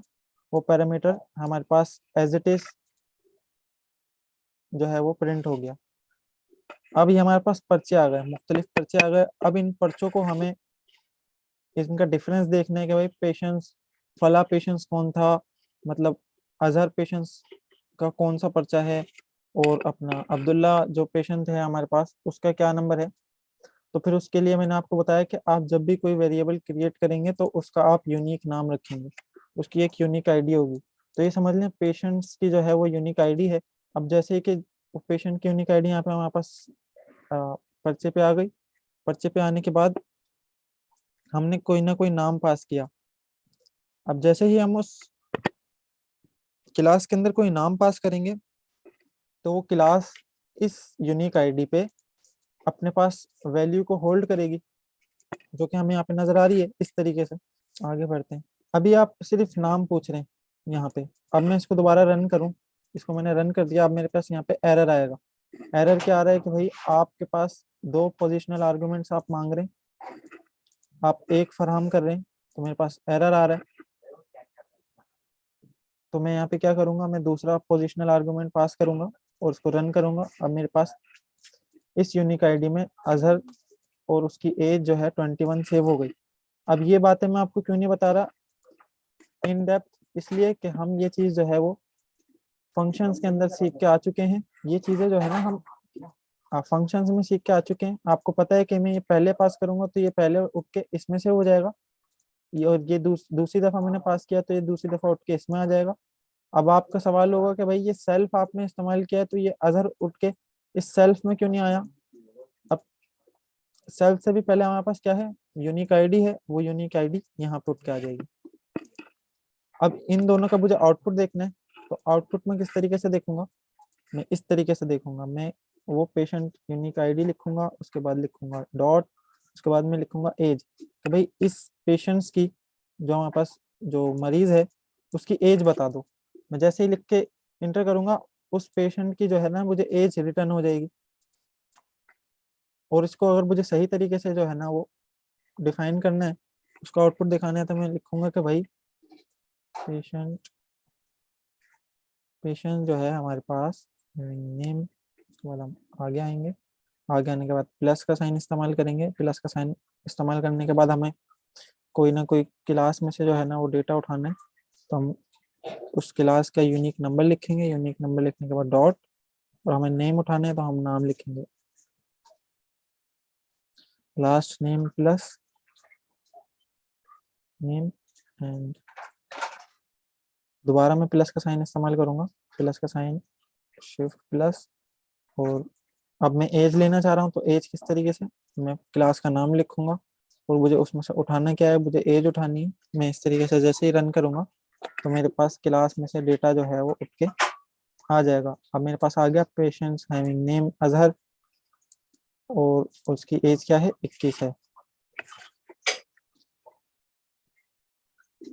अब हमने फंक्शंस में एक ये भी चीज सीखी थी कि भाई हम चीजों को जो है ना वो बाय डिफॉल्ट भी कर सकते हैं। मिसाल के तौर पर मैंने इसको 12 कर दिया। अब अगर मैं यहाँ पे 21 नहीं दूं और उसको रन कर दूं, अब मैं इसको 21 नहीं दूंगा, उसको मैं रन कर दूं, तो बाय डिफॉल्ट 12 जो है मेरे पास असाइन हो जाएगा। तो अगर आपके पिछले कॉन्सेप्ट जो है वो क्लियर हैं बिल्कुल, आपको जो है ना इसमें मसले मसाइल नहीं आने चाहिए। अब यहाँ पे एक समैया ने मुझे आउटपुट भेजा है, इसको हम देखते हैं कि वो क्या बोल रहे हैं। Patient having name Azhar age, उसके बाद आपको यह आउटपुट आया है। हाँ, अब आपको यह आउटपुट इस तरीके से आया है कि भाई देखें, ये हमारे पास थोड़ी सी एडवांस लेवल की जो है ना स्लाइड्स हैं, इसके ऊपर हम आते, लेकिन अभी क्योंकि आपने सवाल किया है तो इस पर हम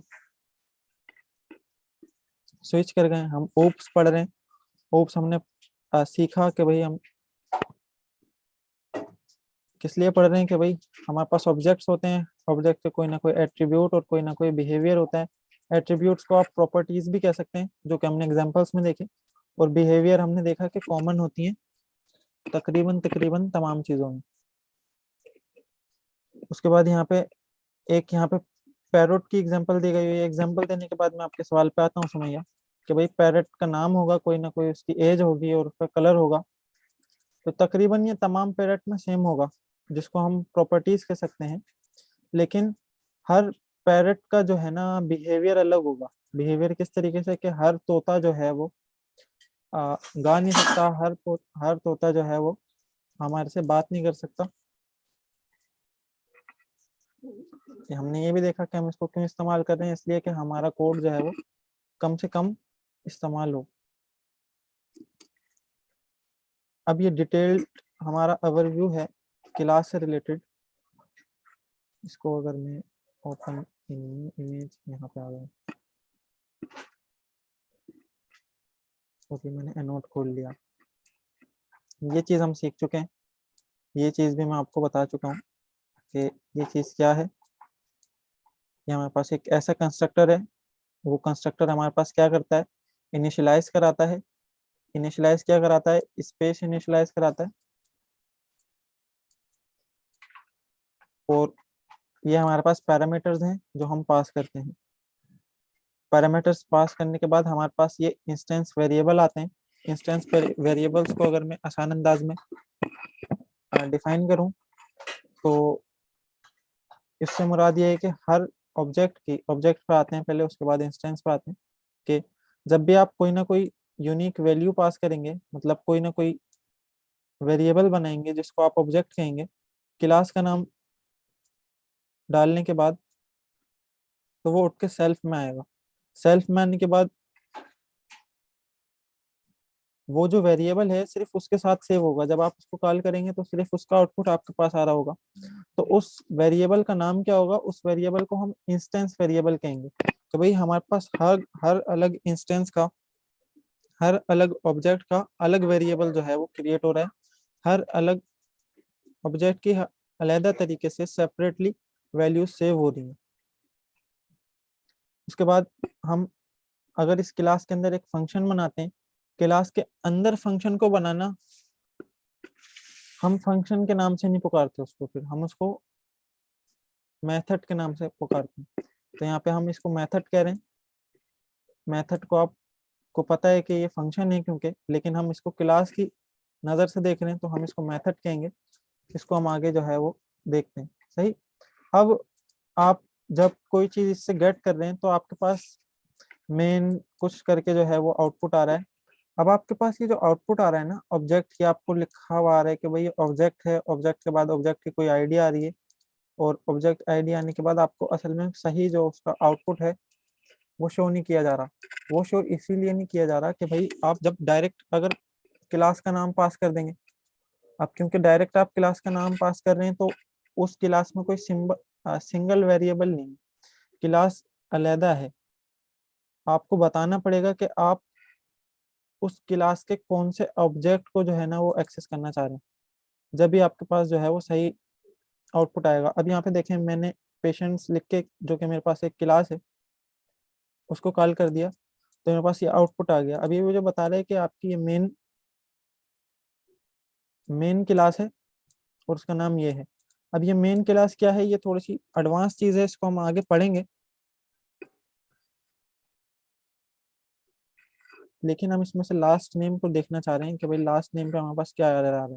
तो भाई ये बता रहे हैं कि हमारे पास लास्ट नेम का कोई एट्रीब्यूट हमारी क्लास के अंदर मौजूद ही नहीं है, क्योंकि इस तरीके से हम इसको एक्सेस नहीं कर सकते अपनी चीज़ों को। हमें बताना पड़ेगा कि कौन सी क्लास हम उसको डिफाइन कर रहे हैं। इसके बिना अगर आप चीज़ों को एक्सेस करने लगेंगे तो आपको एरर आएगा। अच्छा, आप अपना जो है ना वो कोड भेजें मुझे अगर दोबारा इसमें एरर आ रहा है तो। ये देखिए, ये ऑब्जेक्ट है, ये हमारे पास क्लास है। क्लास सिंपली वो पर्चा है जिसके अंदर स्ट्रक्चर्ड वे में हम चीज़ों को पूछ रहे हैं। हम पूछ रहे हैं लास्ट नेम क्या है, आपकी एज क्या है, सही, आपका फर्स्ट नेम, आप मतलब आपकी कंट्री क्या है। यहाँ पे मैंने लिख दिया भाई कंट्री, COUNTRY कंट्री, और यहाँ पे मैं एज के बाद कंट्री भी पूछ रहा हूँ। सही, ये हमारे पास एक खाली पर्चा है जिसपे हमारे पास लास्ट नेम, एज और कंट्री लिखा हुआ है। अब इसके अंदर हमें चीज़ों को सेव करवाना है तो हम उसके ऑब्जेक्ट बनाएंगे, क्लास के ऑब्जेक्ट्स बनाएंगे। ऑब्जेक्ट हम जैसे कि हमने देखा कि कुछ भी हो सकता है, कोई स्कोप की मदद से क्लास बनाई है। क्लास क्योंकि पेशेंट की ब्लूप्रिंट है तो हमें अब पता है कि हमें स्पेसिफिकली किन किन चीज़ों का जो है ना आंसर देने हैं। मतलब पेशेंट की क्या क्या खसूसियात होंगी, या फिर जो भी पेशेंट होगा उससे हम उसको आगे प्रोसेस करने के लिए, या फिर उसको मतलब उसका ट्रीटमेंट करने के लिए हमें किन किन लिमिटेड चीज़ों की ज़रूरत होगी, वो हम यहाँ पे डिफाइन कर रहे हैं। इस बात को आप समझें कि भाई मैंने नाम दे दिया, नाम देने के बाद मैंने अपनी एज दे दी, और एज देने के बाद मैं यहाँ पे अपनी कंट्री जो है वो पास कर दूंगा। अब जैसे मैं ये पास करूंगा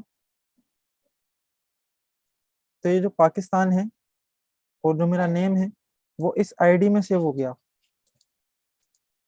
अब इस आईडी में सेव हो गया। अब इस आईडी से मुझे बाहर इसको जो है ना आउटपुट लेना है, तो मैं क्या करूंगा कि भाई इस पेशेंट का नाम बताओ।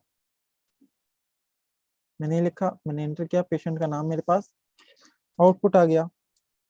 पेशेंट का नाम के साथ साथ हमें एज भी बताओ, ये हमारे पास एज आ गई। अब एज के साथ साथ भाई इसकी कंट्री भी बता दो, तो इस तरीके से हमारे पास कंट्री आ गई। अगर आप सिर्फ इस यूनिक आईडी को जो है ना वो कॉल कर देंगे, तो फिर आपके पास ये आउटपुट आ जाएगा। अब इस आउट ये आउटपुट आपको क्या बता रहा है? ये आउटपुट आपको ये बता रहा है, अगर आप इसको गौर से देखें तो भैया हमारे पास मेन लिखा हुआ है। ये मेन मैंने आपको बोला है कि मैं आगे बताऊंगा। इनहेरिटेंस का कॉन्सेप्ट हमारे पास यहाँ पे इस्तेमाल होता है। अगर मैं वो अभी आपको बताऊंगा तो आप थोड़ा सा कंफ्यूज हो जाएंगे। मिसाल के तौर पे भाई हमारी मेन ब्रांच है, मेन समझ लें कि हमारे पास क्लास है, उस क्लास का नाम क्या है? पेशेंट है, सही। और ये उसका ऑब्जेक्ट है। इस आउटपुट से हमें ये शो हो रहा है कि भाई ये यूनिक नंबर इस क्लास का ऑब्जेक्ट है। बस सिंपल सी ये बात है। अभी भी अगर सही समझ नहीं आई तो आप बताएं, इसको हम और डिटेल में डिस्कस करते हैं। दोबारा हम अपनी बुक पे आ रहे हैं, और बुक में हमें यही बताया गया है कि आप क्लास को डिफाइन करेंगे, पैरामीटर्स को डिफाइन करेंगे जो जो आपको चाहिए, और फिर उन पैरामीटर्स के अंदर आपको जो है ना वैल्यूज को सेव करवाना है। तो यूनिक नंबर दे के, क्लास का नाम लिख के, डबल इन्वर्टेड कॉमाज में, सिंगल इन्वर्टेड कॉमाज में, जिस डेटा टाइप की वो चीज़ है उसको पास कर देंगे। और ये वैल्यूज हमारे पास पोजिशनल्स हैं, पोजिशनल्स आर्गुमेंट्स हैं, तो वन बाय वन जो है वो असाइन हो जाएंगी। अब यहाँ पे आपको क्या बात बताई जा रही है? आपको वो बात बताई जा रही है कि भाई अब इन ऑब्जेक्ट्स में से आउटपुट को किस तरीके से जो है ना वो हासिल किया जाए। तो हम ये बात यहाँ पे सीख चुके हैं कि भाई हमने एक क्लास बना दी, क्लास बनाने के बाद उसमें चीज़ें दे दी, और उसका आउटपुट हम इस तरीके से देख चुके हैं। तो भाई अगर एज देखना चाहें तो एज 12 आ जाएगी, और इस 12 एज को मैं किसी वेरिएबल के अंदर भी अगर इस्तेमाल करना चाहूँ तो सेव करवा सकता हूँ। मैंने इस तरीके से किया। अब मेरे पास जो एज 12 है वो इस वेरिएबल में सेव हो चुकी है, और मेरे पास उसकी आउटपुट आ गया है। इंस्टेंस, ये ऑब्जेक्ट है, ऑब्जेक्ट को हम इंस्टेंस कह रहे हैं, सही। ये बेसिकली ये मैंने आपको बताया था कि बुक बड़ी ही आसान है। अगर इसको आप देखें तो ये आपको बता रही होगी कि हुरुफ बाय हुरुफ के नाम लिखेंगे, उसके बाद डॉट लिखेंगे, उसके बाद एज लिखेंगे, इस तरीके से। तो सिंपली ये चीज़ प्रिंट करवा दी है। आगे बढ़ते हैं। ये 58 भी खत्म, उसके बाद 59 टॉपिक पे आ गए कि भाई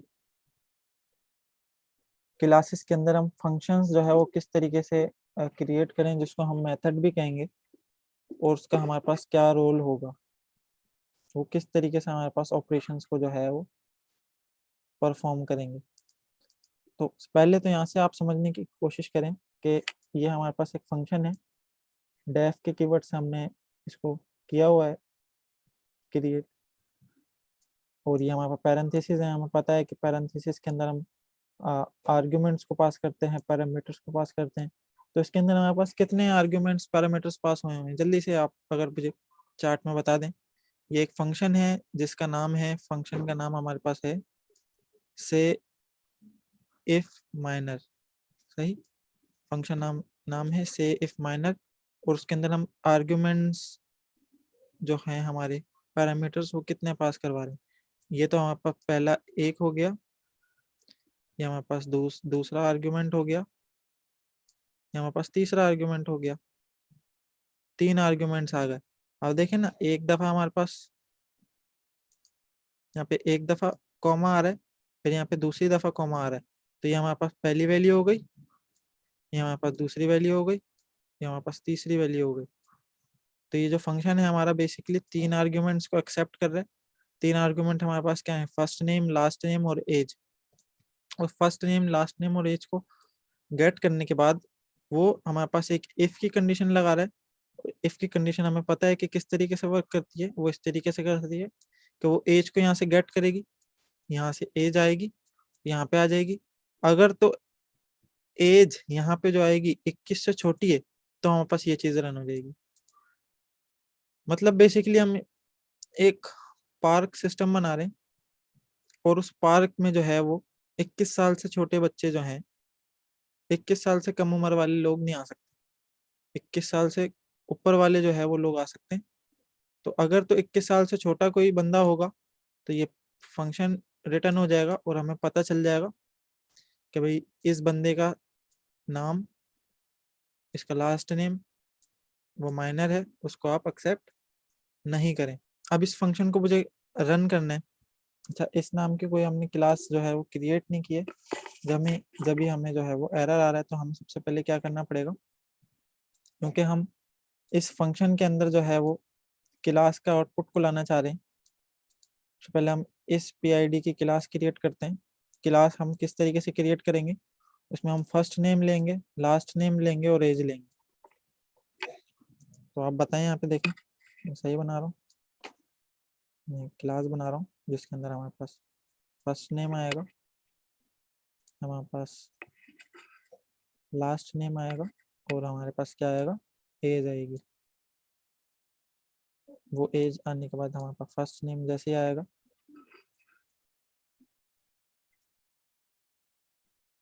वो एक स्पेसिफिक इंस्टेंस में हमारे पास सेव हो जाएगा।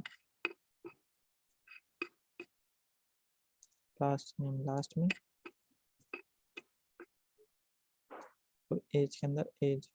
यहाँ पास क्लास क्रिएट हो गई, एरर कोई भी नहीं आया। अब हमारे पास PID क्या है, ये ID है। इस ID के पेशेंट का हमें नाम, लास्ट नेम और एज चाहिए, तो हम किस तरीके से पास करेंगे, हम करेंगे पेशेंट्स, उसके बाद फर्स्ट नेम पास करेंगे। फर्स्ट नेम हम ले देते हैं वही खान गायतुल। चलिए मसला हो गया, अजहर खान, बाद उसकी एज। ये मैंने चीज़ें परफॉर्म कर दी। अब लास्ट इज नॉट डिफाइंड। अब भाई यहाँ पे मुझे एरर बताएं, इसको देखें। ये एरर मैं भी सॉल्व कर सकता हूँ, लेकिन अब क्योंकि एरर हैंडलिंग आपको आनी चाहिए, इसको मैंने छोटा कर दिया। यहाँ पे मसला या मसाइल कहाँ पे हमारे पास आ रहे हैं। सुमैया ने बिल्कुल सही आंसर दिया है। और कोई दूसरा बंदा क्लास में जो एक्टिव हो और वो हमें बताए। सामने असल में नजर भी आ रहा है हमें बिल्कुल। एक स्टूडेंट ने बोला है कि PID की जगह 1 2 3 आया करें। यहाँ पे 1 2 3 करूँ तो ये एरर सही हो जाएगा। करके देखते हैं। मैं 1 2 3 करता हूँ, मैं इसको रन करता हूँ, एरर अभी भी मेरे पास आ रहा है। तो इसका मतलब है कि इसका हमारे पास एरर नहीं है, एरर किसी और चीज़ का है। हमारे पास डिफाइन भी है, हमें बस ये देखना है कि एरर हमारे पास किस तरीके का आ रहा है। और बाकी स्टूडेंट ने भी दिया है जवाब। तो यहाँ पे देखें, आपको एरर में जब आपके पास एरर आ रहा है तो जो कि पाइथन की टेस्ट के अंदर हमारे पास रिक्वायरमेंट भी है,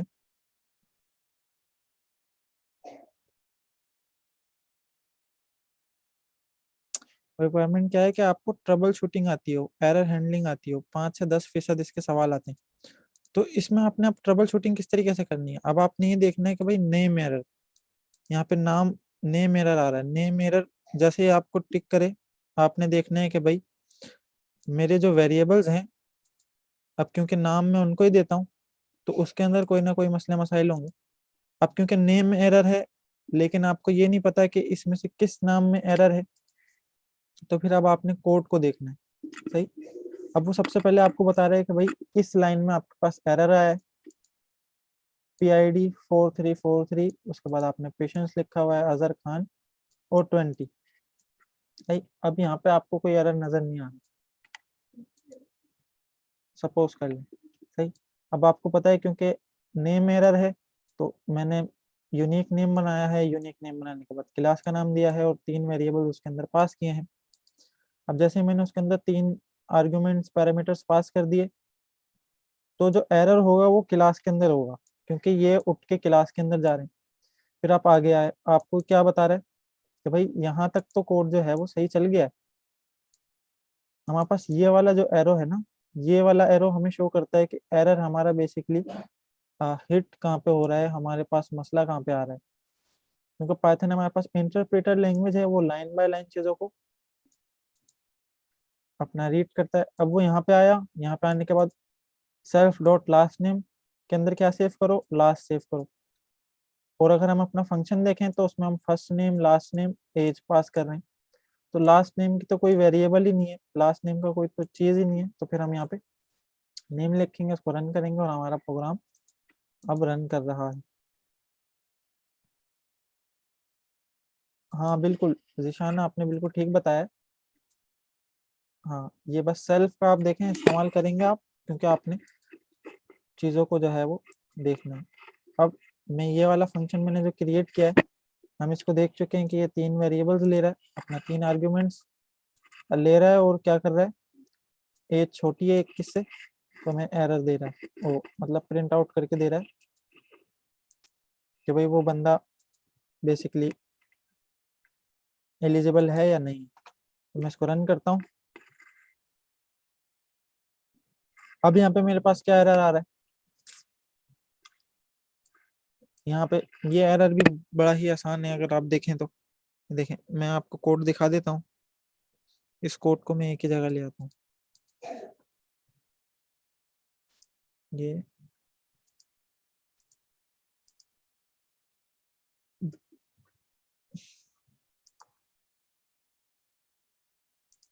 मैंने रन किया, ये रन किया, ये रन किया, इधर मैंने ये रन किया, मुझे एरर आ गया।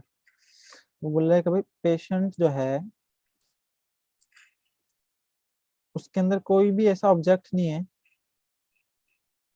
जिसका एट्रीब्यूट हमारे पास फर्स्ट नेम हो। तो ये सिंपल सा सवाल है, लेकिन आप देखें यहाँ पे एक बंदा भी अगर मुझे जवाब दे दे तो मैं इसको बताऊं आप लोगों को कि ये बेसिकली एरर आ क्यों रहा है। ये कोड है, ये हमारे पास फंक्शन है, उस फंक्शन में 3 आर्ग्यूमेंट्स ले रहे हैं, सही। फर्स्ट नेम ले रहे हैं, लास्ट नेम ले रहे हैं और एज ले रहे हैं, सही। अब हमें पता है कि अगर मैं ये करूँगा, मैं PID लिख के फर्स्ट नेम लिखूंगा तो मेरे पास फर्स्ट नेम रिटर्न हो जाएगा क्लास में से। तो यहाँ पे हमारे पास पहला आर्ग्यूमेंट पास हो जाएगा इस फंक्शन को। और अगर मैं क्या करूँ, मैं PID लिख के मतलब जो यूनिक नाम है ऑब्जेक्ट का वो लिख के लास्ट नेम पास करूँ तो मेरे पास लास्ट नेम जो है वो पास हो जाएगा। तो इसी तरीके से एज भी मेरे पास पास हो जाएगी। लेकिन मेरे पास एरर इस तरीके से आ रहा है, वो बोल रहा है कि भाई फर्स्ट नेम का तो कोई आपके पास चीज ही मौजूद नहीं है आपके ऑब्जेक्ट में। तो इस बात का ख्याल रखना है कि यहाँ पे फर्स्ट नेम आपने दिया हुआ है इसको, देखें फर्स्ट नेम के दरमियान में जो है ना ये अंडरस्कोर नहीं है, लास्ट नेम के दरमियान में अंडरस्कोर नहीं है। और यहाँ पे एज तो उसी तरीके से। जैसे फिर मैं इसको रन करूंगा, अब मेरे पास एक और एरर आ रहा है कि भाई अब ये एरर मुझे कोई बताया तो उसको जो है वो 1 पॉइंट एक्स्ट्रा मिलेगा। कोड में छोटा कर रहा हूँ, ये बड़ा ही आसान। बस आपने ये बताना है कि बेसिकली मुझे चेंजेस कहाँ करनी है कोड के अंदर, ताकि मेरा ये वाला एरर जो है वो सही हो जाए। पाइथन जो है वो बेसिकली कॉन्फ्लिक्ट कहाँ कर रहा है, अगर मैं ऊपर करूँ तो मुझे बता दें, मैं ऊपर भी कर लूंगा।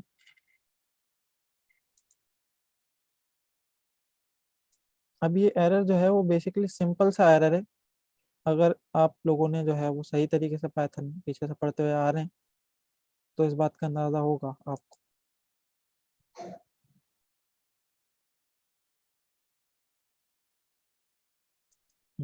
सुमैया ने जवाब दिया है मुझे। लेकिन सुमैया आप ये बताएं मैं यहाँ पे चेंजेस कहाँ पे करूँ, क्या चीज़ मैं ऐसी चेंज करूँ जो मेरे पास एरर ना आए। कोड मुझे लिख के भेजें, मैं एनोट को ऑप्शन खोल रहा हूँ। आप स्क्रीन के ऊपर जो है ना वो एनोट कर सकते हैं, मतलब इस तरीके से ये कर सकते हैं, मुझे बता सकते हैं कि यहाँ पे एरर है, कहाँ पे एरर है बेसिकली। यहाँ पे हमें पता तो चल रहा है कि भाई आपके पास कुछ मसला है स्ट्रिंग और इंटीजर के दरमियान में। तो ये मैं कोड पे आ गया। अभी आपके पास कोड है और आपने इसका आउटपुट बताना है।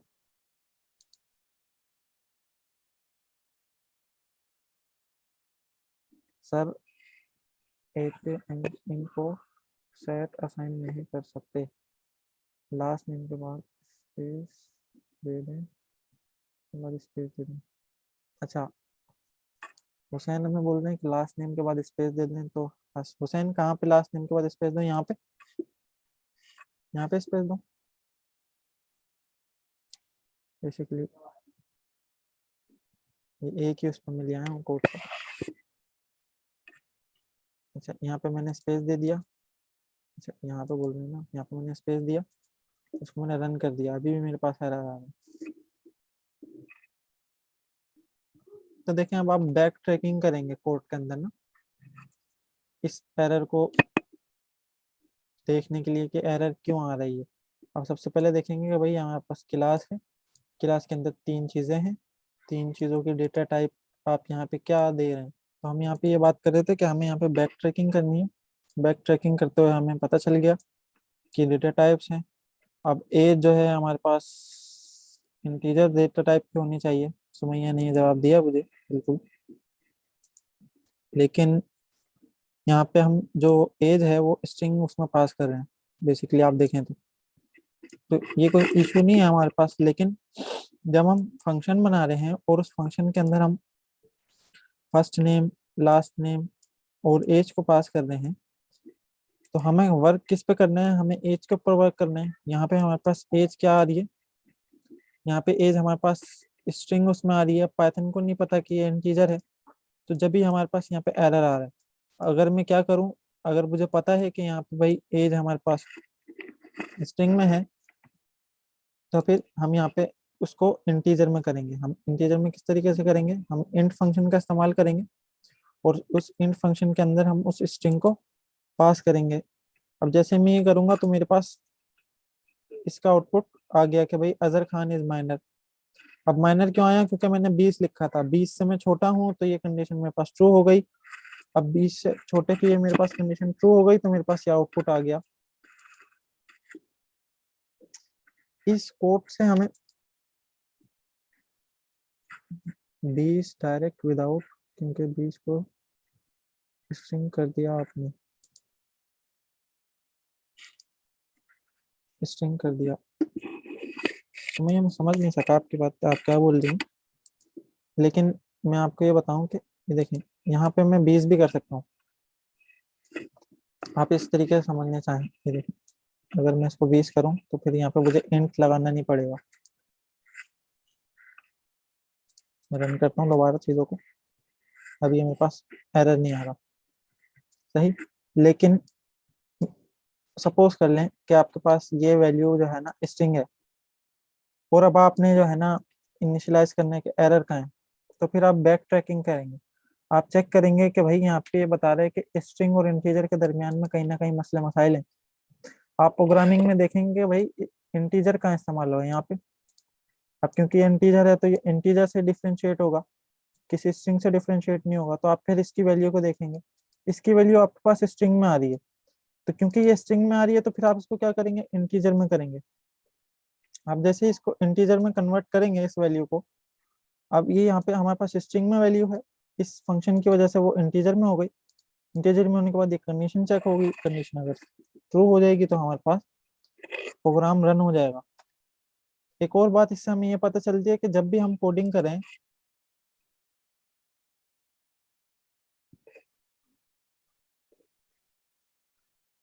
जी बिल्कुल, हम यहाँ पे डायरेक्ट 20 भी दे सकते हैं, तो हमारा प्रॉब्लम जो है वो सॉल्व हो सकती है। लेकिन अब हम अपनी थोड़ी समझें, अपनी सोच को थोड़ा, अब हम रियल वर्ल्ड एग्जांपल पे जा रहे हैं। मिसाल के तौर पे ये हमारा इनपुट, हमारी वेबसाइट है समझ लेंगे, और उस वेबसाइट पे यूजर अपना नाम डाल रहा है। सही, यूजर अपना नाम डाल रहा है और यूजर अपना जो है वो लास्ट नेम डाल रहा है और यूजर अपनी एज डाल रहा है। आप ये तीनों वैल्यूज क्या कर रहे हैं? आपने इसको, चलें थोड़ा लंबा हो रहा है लेकिन हम इसको कॉन्सेप्ट को अगर सीख लें तो ये हमारे आगे काम आने वाला है। मैंने इस तरीके से कर दिया, लास्ट नेम और एज।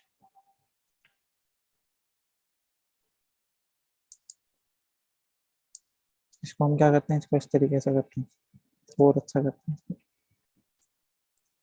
इंटर योर नेम,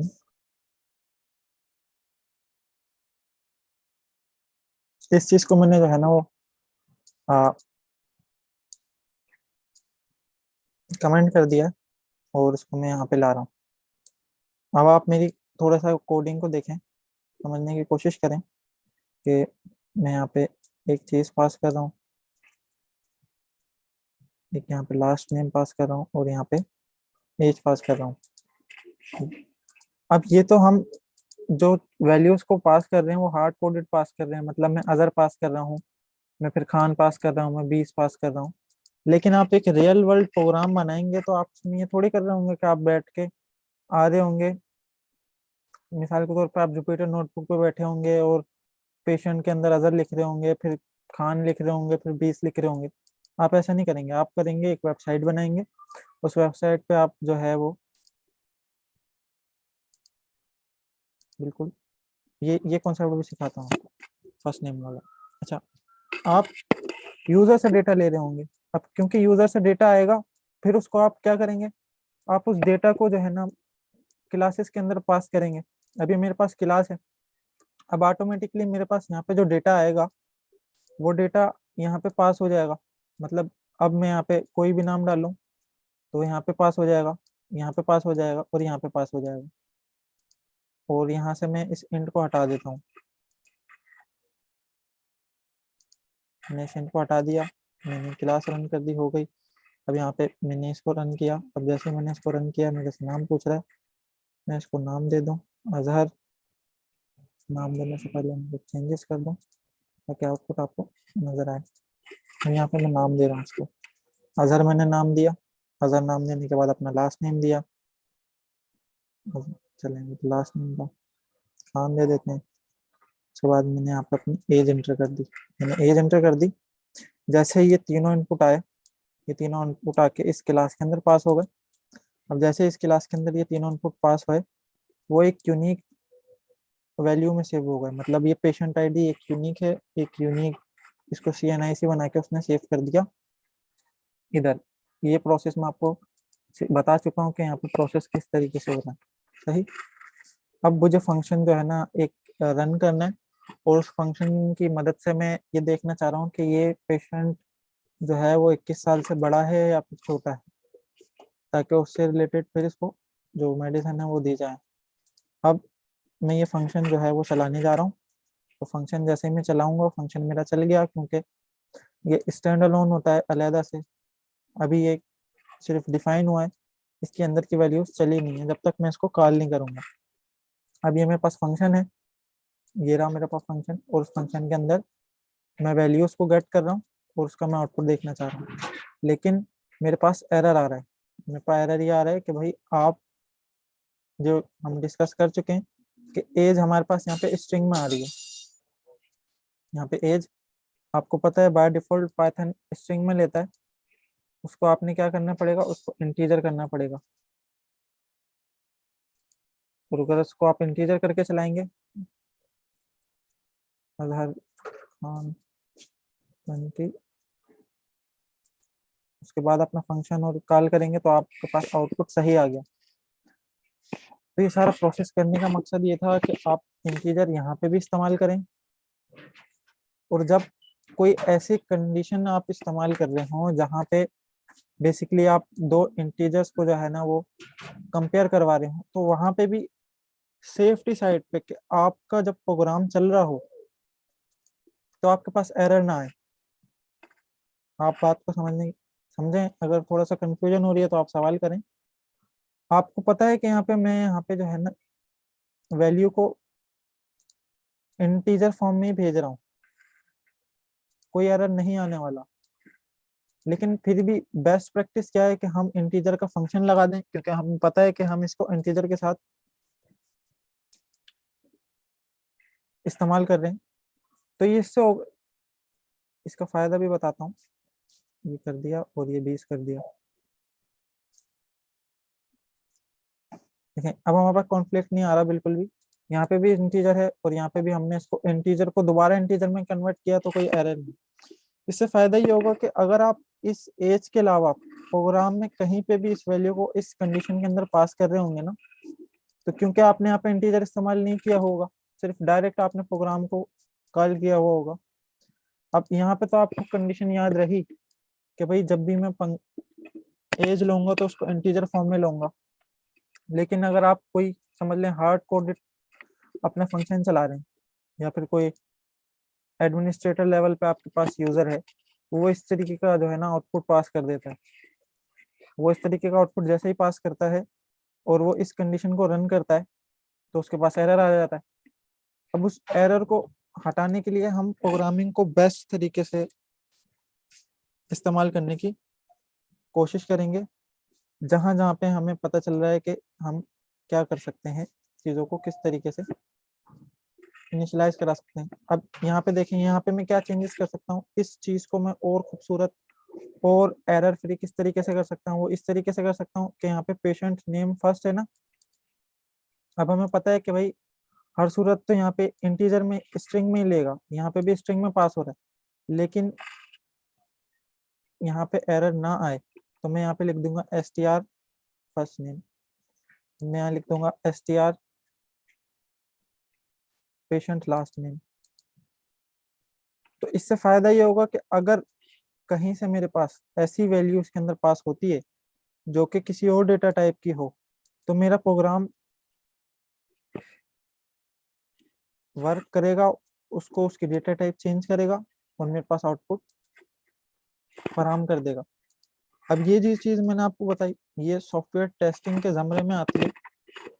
जब आप एक प्रॉपर तरीके से चीज़ों को करने लगेंगे तो फिर आपको इस बात का बताया जाएगा कि आप बेस्ट प्रैक्टिसेस का इस्तेमाल करें, क्योंकि आपको पता है कि अब यहाँ पे तमाम चीज़ें स्ट्रिंग में इस्तेमाल होने वाली हैं।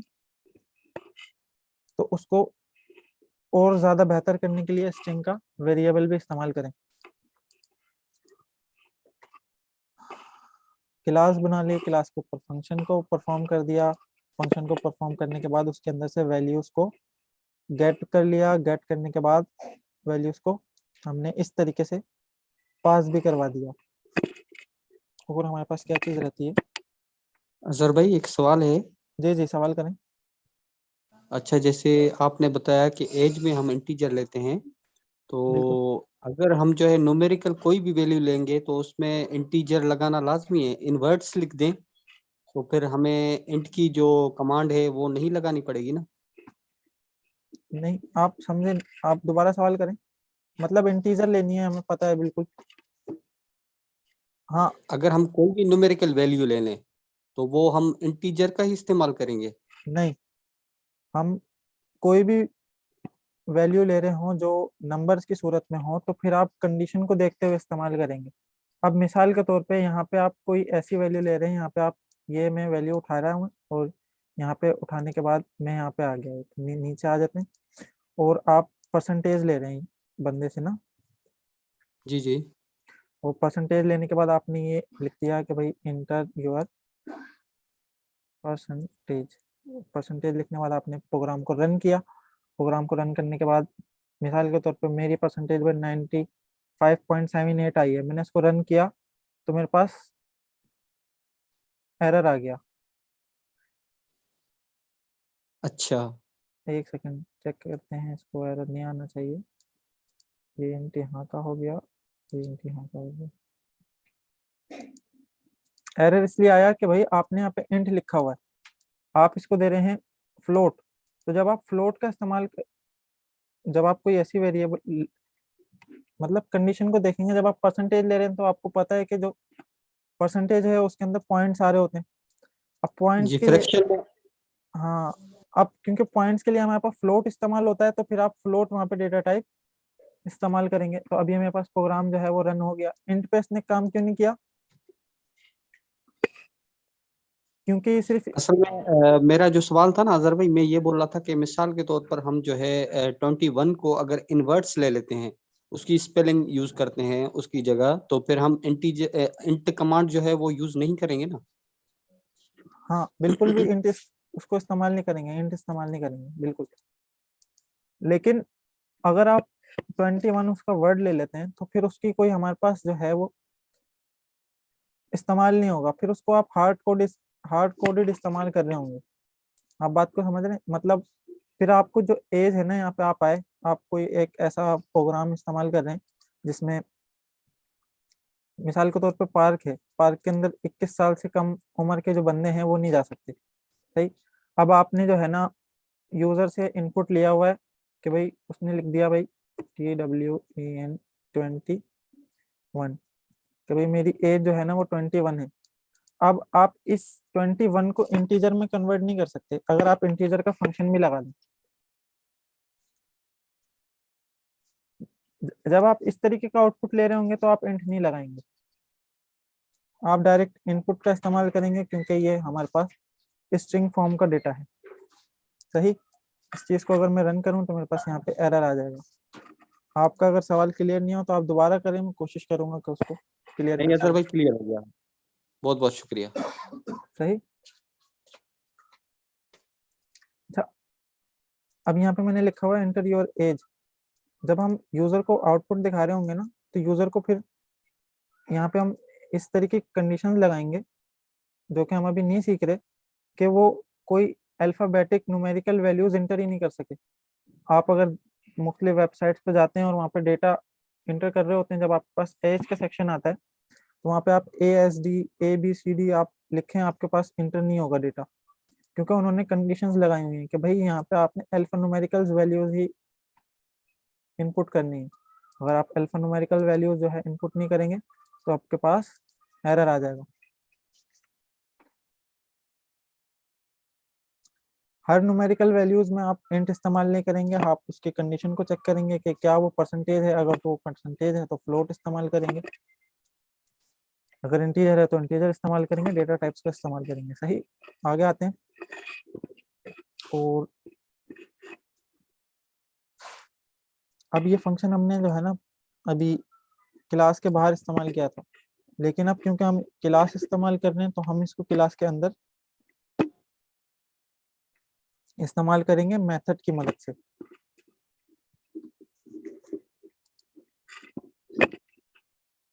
यहाँ आते हैं, यहाँ पे थे हम, यहाँ आउटपुट था।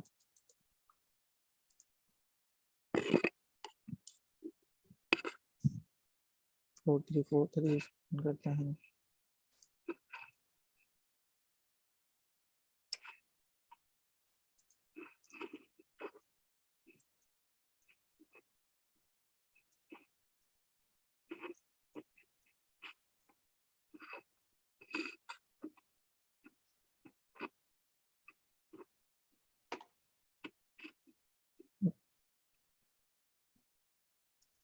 अब ये कोड है मेरे पास ना। अभी हमने ये देखा कि भाई पेशेंट अगर तो 21 साल से कम है तो फिर हम इस कोड को चलाएंगे।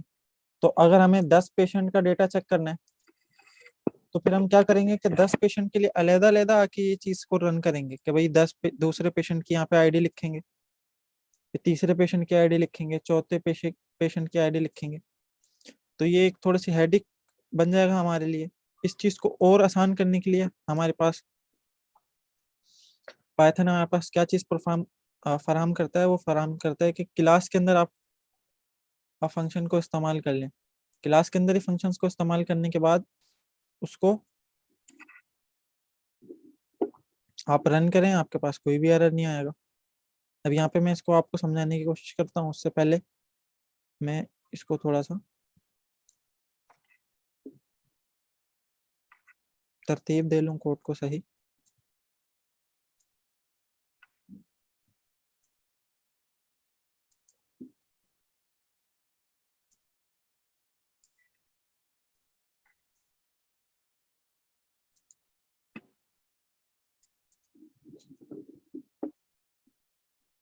इफ क्योंकि अंदर आएगा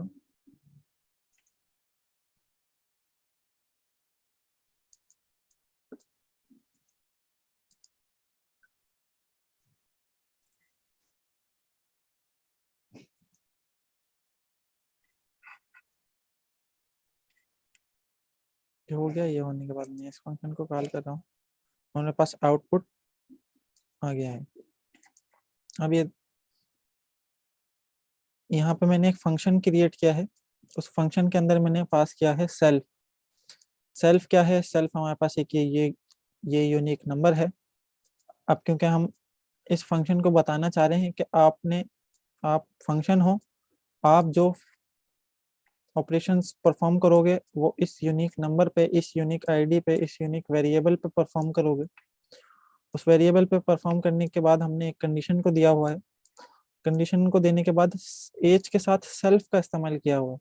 सेल्फ का इस्तेमाल करने से ये मुराद है कि भाई जो यूनिक नंबर के लिए आपको कॉल किया गया है, आप उसी यूनिक नंबर की एज उठाओ, उस यूनिक नंबर की एज उठाने के बाद अपना उसको चेक करो, चेक करने के बाद अपना आउटपुट दे दो।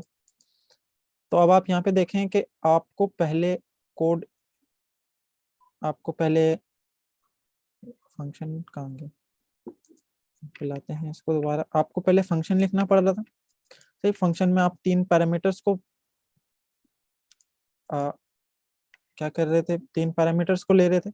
3 पैरामीटर्स को जैसे ही आप कॉल कर रहे थे, उसके बाद जब आप फंक्शन कॉल कर रहे थे तो फिर आपको इस बात की मुशक्कत करनी पड़ रही थी कि आप यूनिक आईडी लिख रहे थे। यूनिक आईडी लिखने के बाद यूजर का नाम लिख रहे थे और उसको पास करवा रहे थे, तो आपके पास जो है आउटपुट आ रहा था। लेकिन अगर आप उन्हीं मुख्तलिफ फंक्शंस को क्लास के अंदर डिफाइन कर दें और उसके ऊपर वर्किंग करें, तो आपकी कोडिंग रियूजेबल भी हो जाएगी। रियूजेबल होने के साथ साथ अपनी कॉम्प्लेक्स कोडिंग से सफाई सुथराई की तरह चली जाएगी। अब यही चीज मैंने जो है ना कॉल की, और ये चीज कॉल करने के बाद अगर मैं इसको यहाँ से, ये देखें, ये मैं आउटपुट रन कर रहा हूँ, इस आउटपुट पे भी मेरे पास आउटपुट आ रहा है, अजहर खान इज माइनर, सही। मतलब ये छोटे हैं, इनको हम प्रोसेस नहीं कर सकते, और ये चीज मैं यहाँ पे रन कर रहा हूँ। अब यहाँ पे क्या हो रहा है कि इस यूनिक आईडी पे, क्योंकि ये ऑब्जेक्ट है, किसका ऑब्जेक्ट है, अगर मुझे चेक करना है तो मैं उसको सिर्फ नाम लिख के इंटर कर दूंगा। ये पेशेंट का ऑब्जेक्ट है।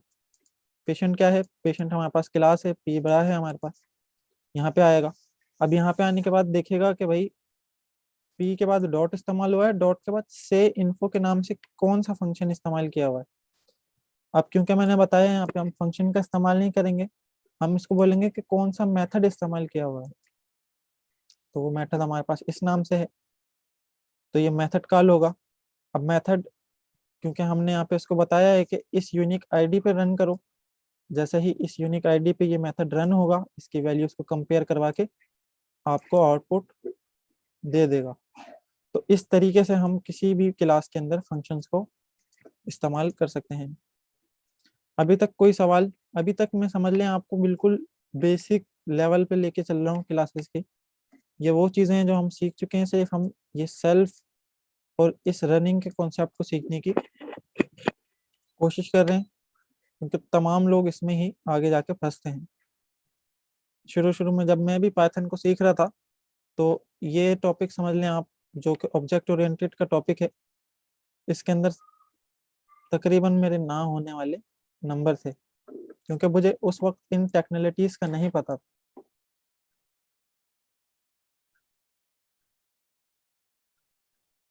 आप एक फंक्शन नहीं, आप चाहें तो 10 फंक्शन भी एक क्लास के अंदर पास करवा सकते हैं। और अगर आप चाहते हैं कि आपके पास एक पेशेंट है,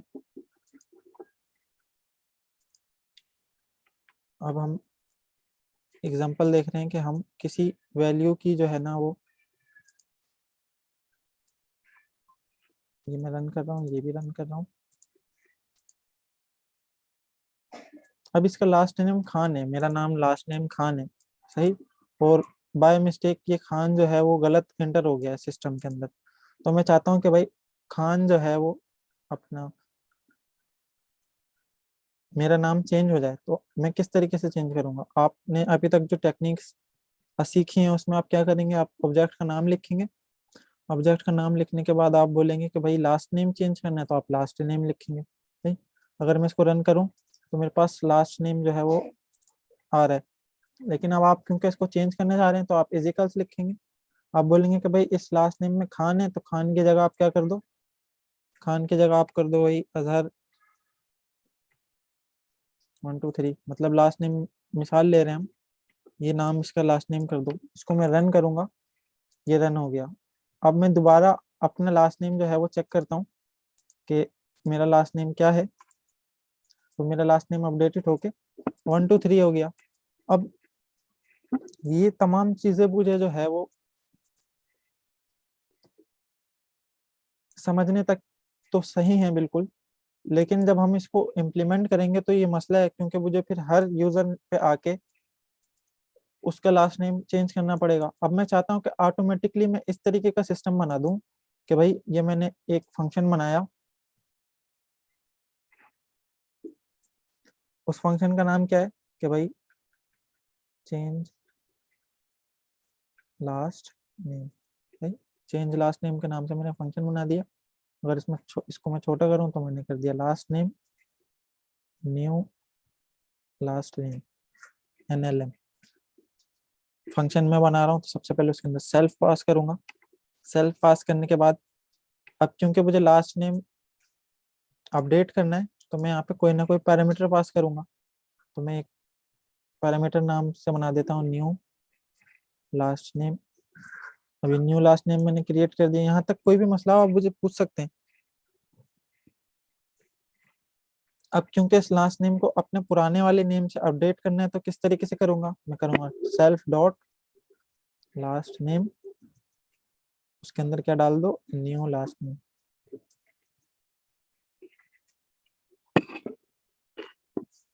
वर्किंग को यहाँ पे समझे आप, मैंने एक फंक्शन बना दिया, वो फंक्शन मेरी इस 3 लाइनों को आसान कर रहा है, इस 2 लाइनों को, इन 2 लाइनों को ऑटोमेट कर रहा है। क्या कर रहा है कि एक यूनिक आईडी है और उस यूनिक आईडी का नाम जो है वो अपडेट करेगा लास्ट नेम वाला। सही, अगर मैं NLM कॉल करूंगा, वो NLM क्या करेगा, वो लास्ट नेम उठाएगा इधर से उस यूनिक बंदे का, और उसके अंदर उसका न्यू नेम जो है वो अपना डाल देगा। अब मैं सबसे पहले अपना नाम चेक करता हूँ, मेरे पास खान आ रहा है। अब मैं चाह रहा हूँ कि मेरा नाम जो है वो चेंज हो जाए, तो मैं नाम चेंज करने के लिए कोडिंग नहीं करूंगा क्योंकि अब मेरा सिस्टम ऑटोमेट हुआ हुआ है। तो मैं अपना यूजर नेम लिख के NLM का इस्तेमाल करूंगा। और NLM में हमारे पास क्या रिक्वायरमेंट्स हैं, हमारे पास NLM में ये रिक्वायरमेंट्स हैं कि सिर्फ आप अपना जो नाम चेंज करना चाह रहे हैं उसको पास कर दें। मैं यहाँ पे लिख दूंगा भाई खान 1 2 3, मेरा लास्ट नेम जो है वो अपडेट हो गया है। PID लास्ट नेम दोबारा जैसे ही मैंने रन किया तो मेरी वैल्यू इस फंक्शन की मदद से इजिली अपडेट हो चुकी है। तो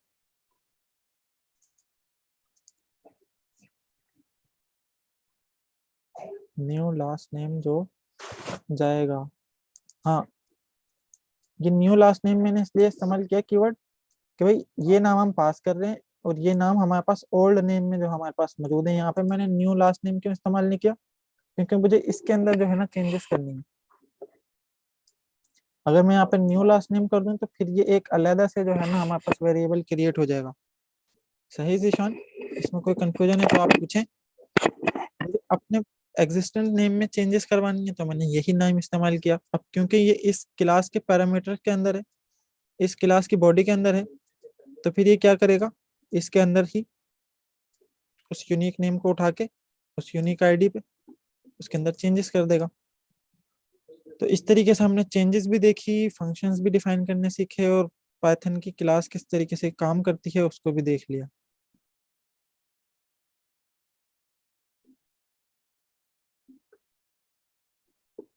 ये चीज सीख चुके हैं। तो इस तरीके से हमारे पास क्लासेस का जो कॉन्सेप्ट है वो 95% कंप्लीट हो गया है। इसको हम कल भी देखेंगे, लेकिन 10% कल देखेंगे ताकि इसके कॉन्सेप्ट्स आपको और जो है वो क्लियर हो। मैं दोबारा स्लाइड्स पे आता हूँ और हल्का सा जो है ना समरी आपको देने की कोशिश करता हूँ।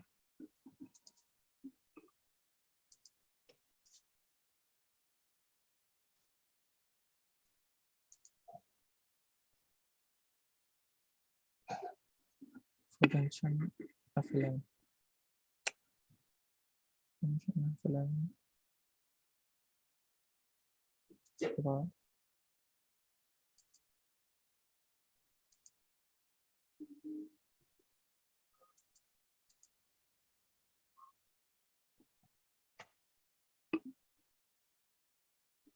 हमारे इर्द गिर्द की तमाम चीजें ऑब्जेक्ट्स के ज़मरे में आती हैं। कोई भी चीज जिसको हम देख सकें, जो फिजिकल एग्जिस्टेंस रखती हो या फिर जो फिजिकल एग्जिस्टेंस ना रखती हो, क्योंकि अभी हम रियल वर्ल्ड बात कर रहे हैं तो हम फिजिकल एग्जिस्टेंस पे बात करेंगे। मिसाल के तौर पे हम जो है वो एक मोबाइल ले लेते हैं, सही। अब क्योंकि हमारे पास ऑब्जेक्ट्स हैं, उन ऑब्जेक्ट्स को हमने उसके ऊपर कोई ना कोई वर्किंग करनी है प्रोग्रामिंग के अंदर। उन ऑब्जेक्ट्स को किस तरीके से हम पाइथन के अंदर जो है ना वो डिफाइन करें, तो वो इस तरीके से करते हैं कि हम एक मोबाइल उठा लेते हैं। मोबाइल उठाने के बाद उसकी एक क्लास बनाते हैं, सही। क्लास में हमने देखा एक ब्लूप्रिंट होती है जो कि स्ट्रक्चर को जो है वो अपने पास होल्ड करती है। किसी भी चीज से रिलेटेड कोई भी ऑब्जेक्ट जिस जो हम बनाना चाह रहे हैं रियल वर्ल्ड में जो हमारे पास अवेलेबल है, तो जैसे मोबाइल है, मोबाइल की जो क्लास है वो क्या क्या हमारे पास चीजें होल्ड कर रही होगी, वो उसके बिहेवियर और उसके प्रॉपर्टीज को होल्ड कर रही होगी। आगे आए तो क्लास को अगर हम कंप्यूटर के पॉइंट ऑफ व्यू से कहें आसान अंदाज में, तो क्लास हमारे पास एक यूजर डिफाइंड डेटा टाइप है जो हम अपनी मर्जी से उसको डिफाइन करते हैं। मतलब हम अलहदा से अपने फंक्शंस बनाते हैं, अलहदा से अपनी चीज़ों को गेट करके उसको आउटपुट हासिल कर रहे होते हैं। उसके बाद अगर मैं आगे आऊँ तो फिर ये वही एग्जांपल है कि फ़ोन है, फ़ोन के अंदर कुछ मेथड्स होंगे, कुछ एट्रीब्यूट्स होंगे। मेथड्स हमारे पास फंक्शंस भी हैं और एट्रीब्यूट्स हमारे पास अलहदा अलहदा हो सकते हैं हर फ़ोन के। अब क्योंकि हमने एक ब्लूप्रिंट जो है ना इस्तेमाल कर लिया, सही। अब हमने एक ब्लूप्रिंट बना दिया, अब उस ब्लूप्रिंट से आप मुख्तलिफ फ़ोन्स बना सकते हैं। ये एग्जांपल इस तरीके से लें, ये आपकी क्लास है और ये क्लास के बाद आप क्या कर रहे हैं, आप कर रहे हैं P1 2 3, सही। P1 2 3 करके आपने एक न्यू ऑब्जेक्ट बना दिया, न्यू मोबाइल बना दिया। फिर P1 2 4 हमने किया था, P1 2 4 आपने एक न्यू प्रोडक्ट बना दिया। तो क्लास में आपने क्या किया था, क्लास में आपने डिफाइन कर दिया था कि भाई मोबाइल जो है ना मैं कॉल कर सकता है, गेम खेल सकता है। पेशेंट में हमने नाम वगैरह पूछ लिया था। इसको और डिटेल में कल देखेंगे इंशाल्लाह, तो हमारे पास क्लियर हो जाएगा। तो यहाँ पे अगर आपको समझ आ गया होगा, और आगे जाते हैं।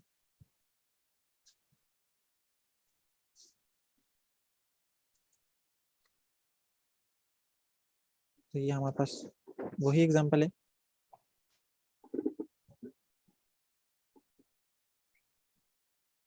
जिस तरीके से हम सिंपल कोडिंग में जो है अपना बैक आओ, बैक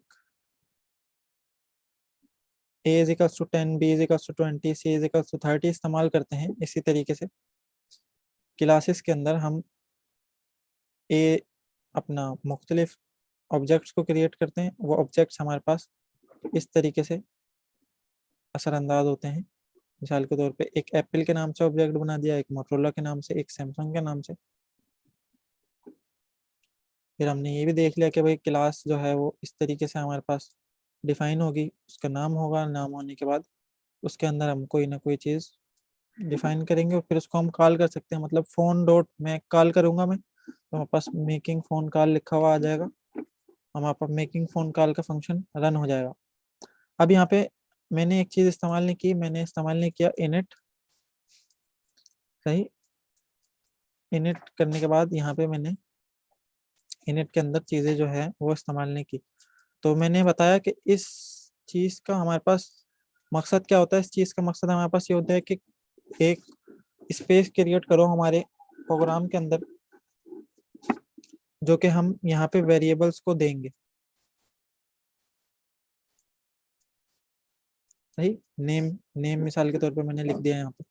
अब क्योंकि यहाँ पे हम कोई डेटा टाइप पे नहीं खेल रहे, कोई हमारे पास डेटा नहीं आ रहा, कोई हमारे पास वेरिएबल कोई फंक्शन नहीं आ रहा, ये जो हमारे पास चीजें हैं ये हार्ड कोडेड है, मतलब इसमें कोई चेंजेस नहीं हो रही है। एक बार बन गई तो एक बार बन के सेव हो गई। जब भी हमने यहाँ पे इनिट का इस्तेमाल नहीं किया, अगर आप कोई ऐसी क्लास बना रहे हैं जिसके अंदर आपको डेटा का लेन देन नहीं है, आपने सिर्फ चीजें हार्ड कोडेड बनानी है, तो फिर आप इनिट का इस्तेमाल नहीं करेंगे, डायरेक्ट फंक्शन बनाएंगे। फंक्शन को हम मेथड्स कहते हैं। तो एक मेथड हो गया मेक कॉल का, एक मेथड हो गया प्ले गेम का। उसको फिर आप कॉल किस तरीके से कर सकते हैं?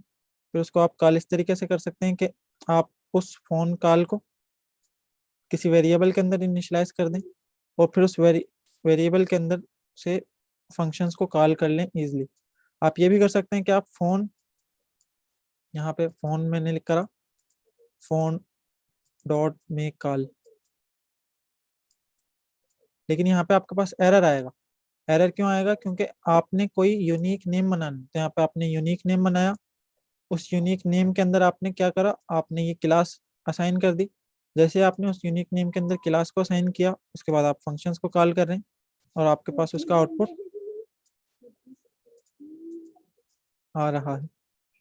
आगे बढ़ते हैं, क्लास को एंड करते हैं। उसके बाद ये एग्जांपल आगे क्लिनिक की ये भी हम देख चुके हैं। अगर आपके आज क्लास से रिलेटेड कोई सवाल हो तो वो सवाल आप कर सकते हैं। कल हम इसको हल्का सा सिलसिला सा देखेंगे, उसके बाद अपनी मॉड्यूल्स को पढ़ के कल की क्लास तक हम अपने कोर्स को ख़त्म करने की कोशिश करेंगे। उसके बाद जो हमारे पास 2 क्लासेस बचेंगी, उसमें हम MTA एग्ज़ाम की जो है वो प्रिपरेशन करेंगे। मेरे पास एग्ज़ाम में जो सवाल आते हैं वो मौजूद हैं, उसका फिर हम एग्ज़ाम भी लेंगे। तो कल की क्लास में जिनका एग्ज़ाम नहीं हुआ था क्विज़, उनका क्विज़ भी लेंगे कल, क्लास से पहले या बाद में, जैसे मुझे टाइम मिला। सही। सवाल है तो सवाल कर सकते हैं। आज की क्लास से रिलेटेड कोई भी सवाल हो, कहीं पे आपको मसले मसाइल हो। मैं एक चीज़ को 4-4 दफ़ा बोलता हूँ, कुछ लोगों को ऐसा लगता होगा कि मैं बता रहा हूँ, लेकिन इसकी डेप्थ अगर मैं आपको क्लियर ना करूँ तो फिर आपको आगे मसला हो सकता है।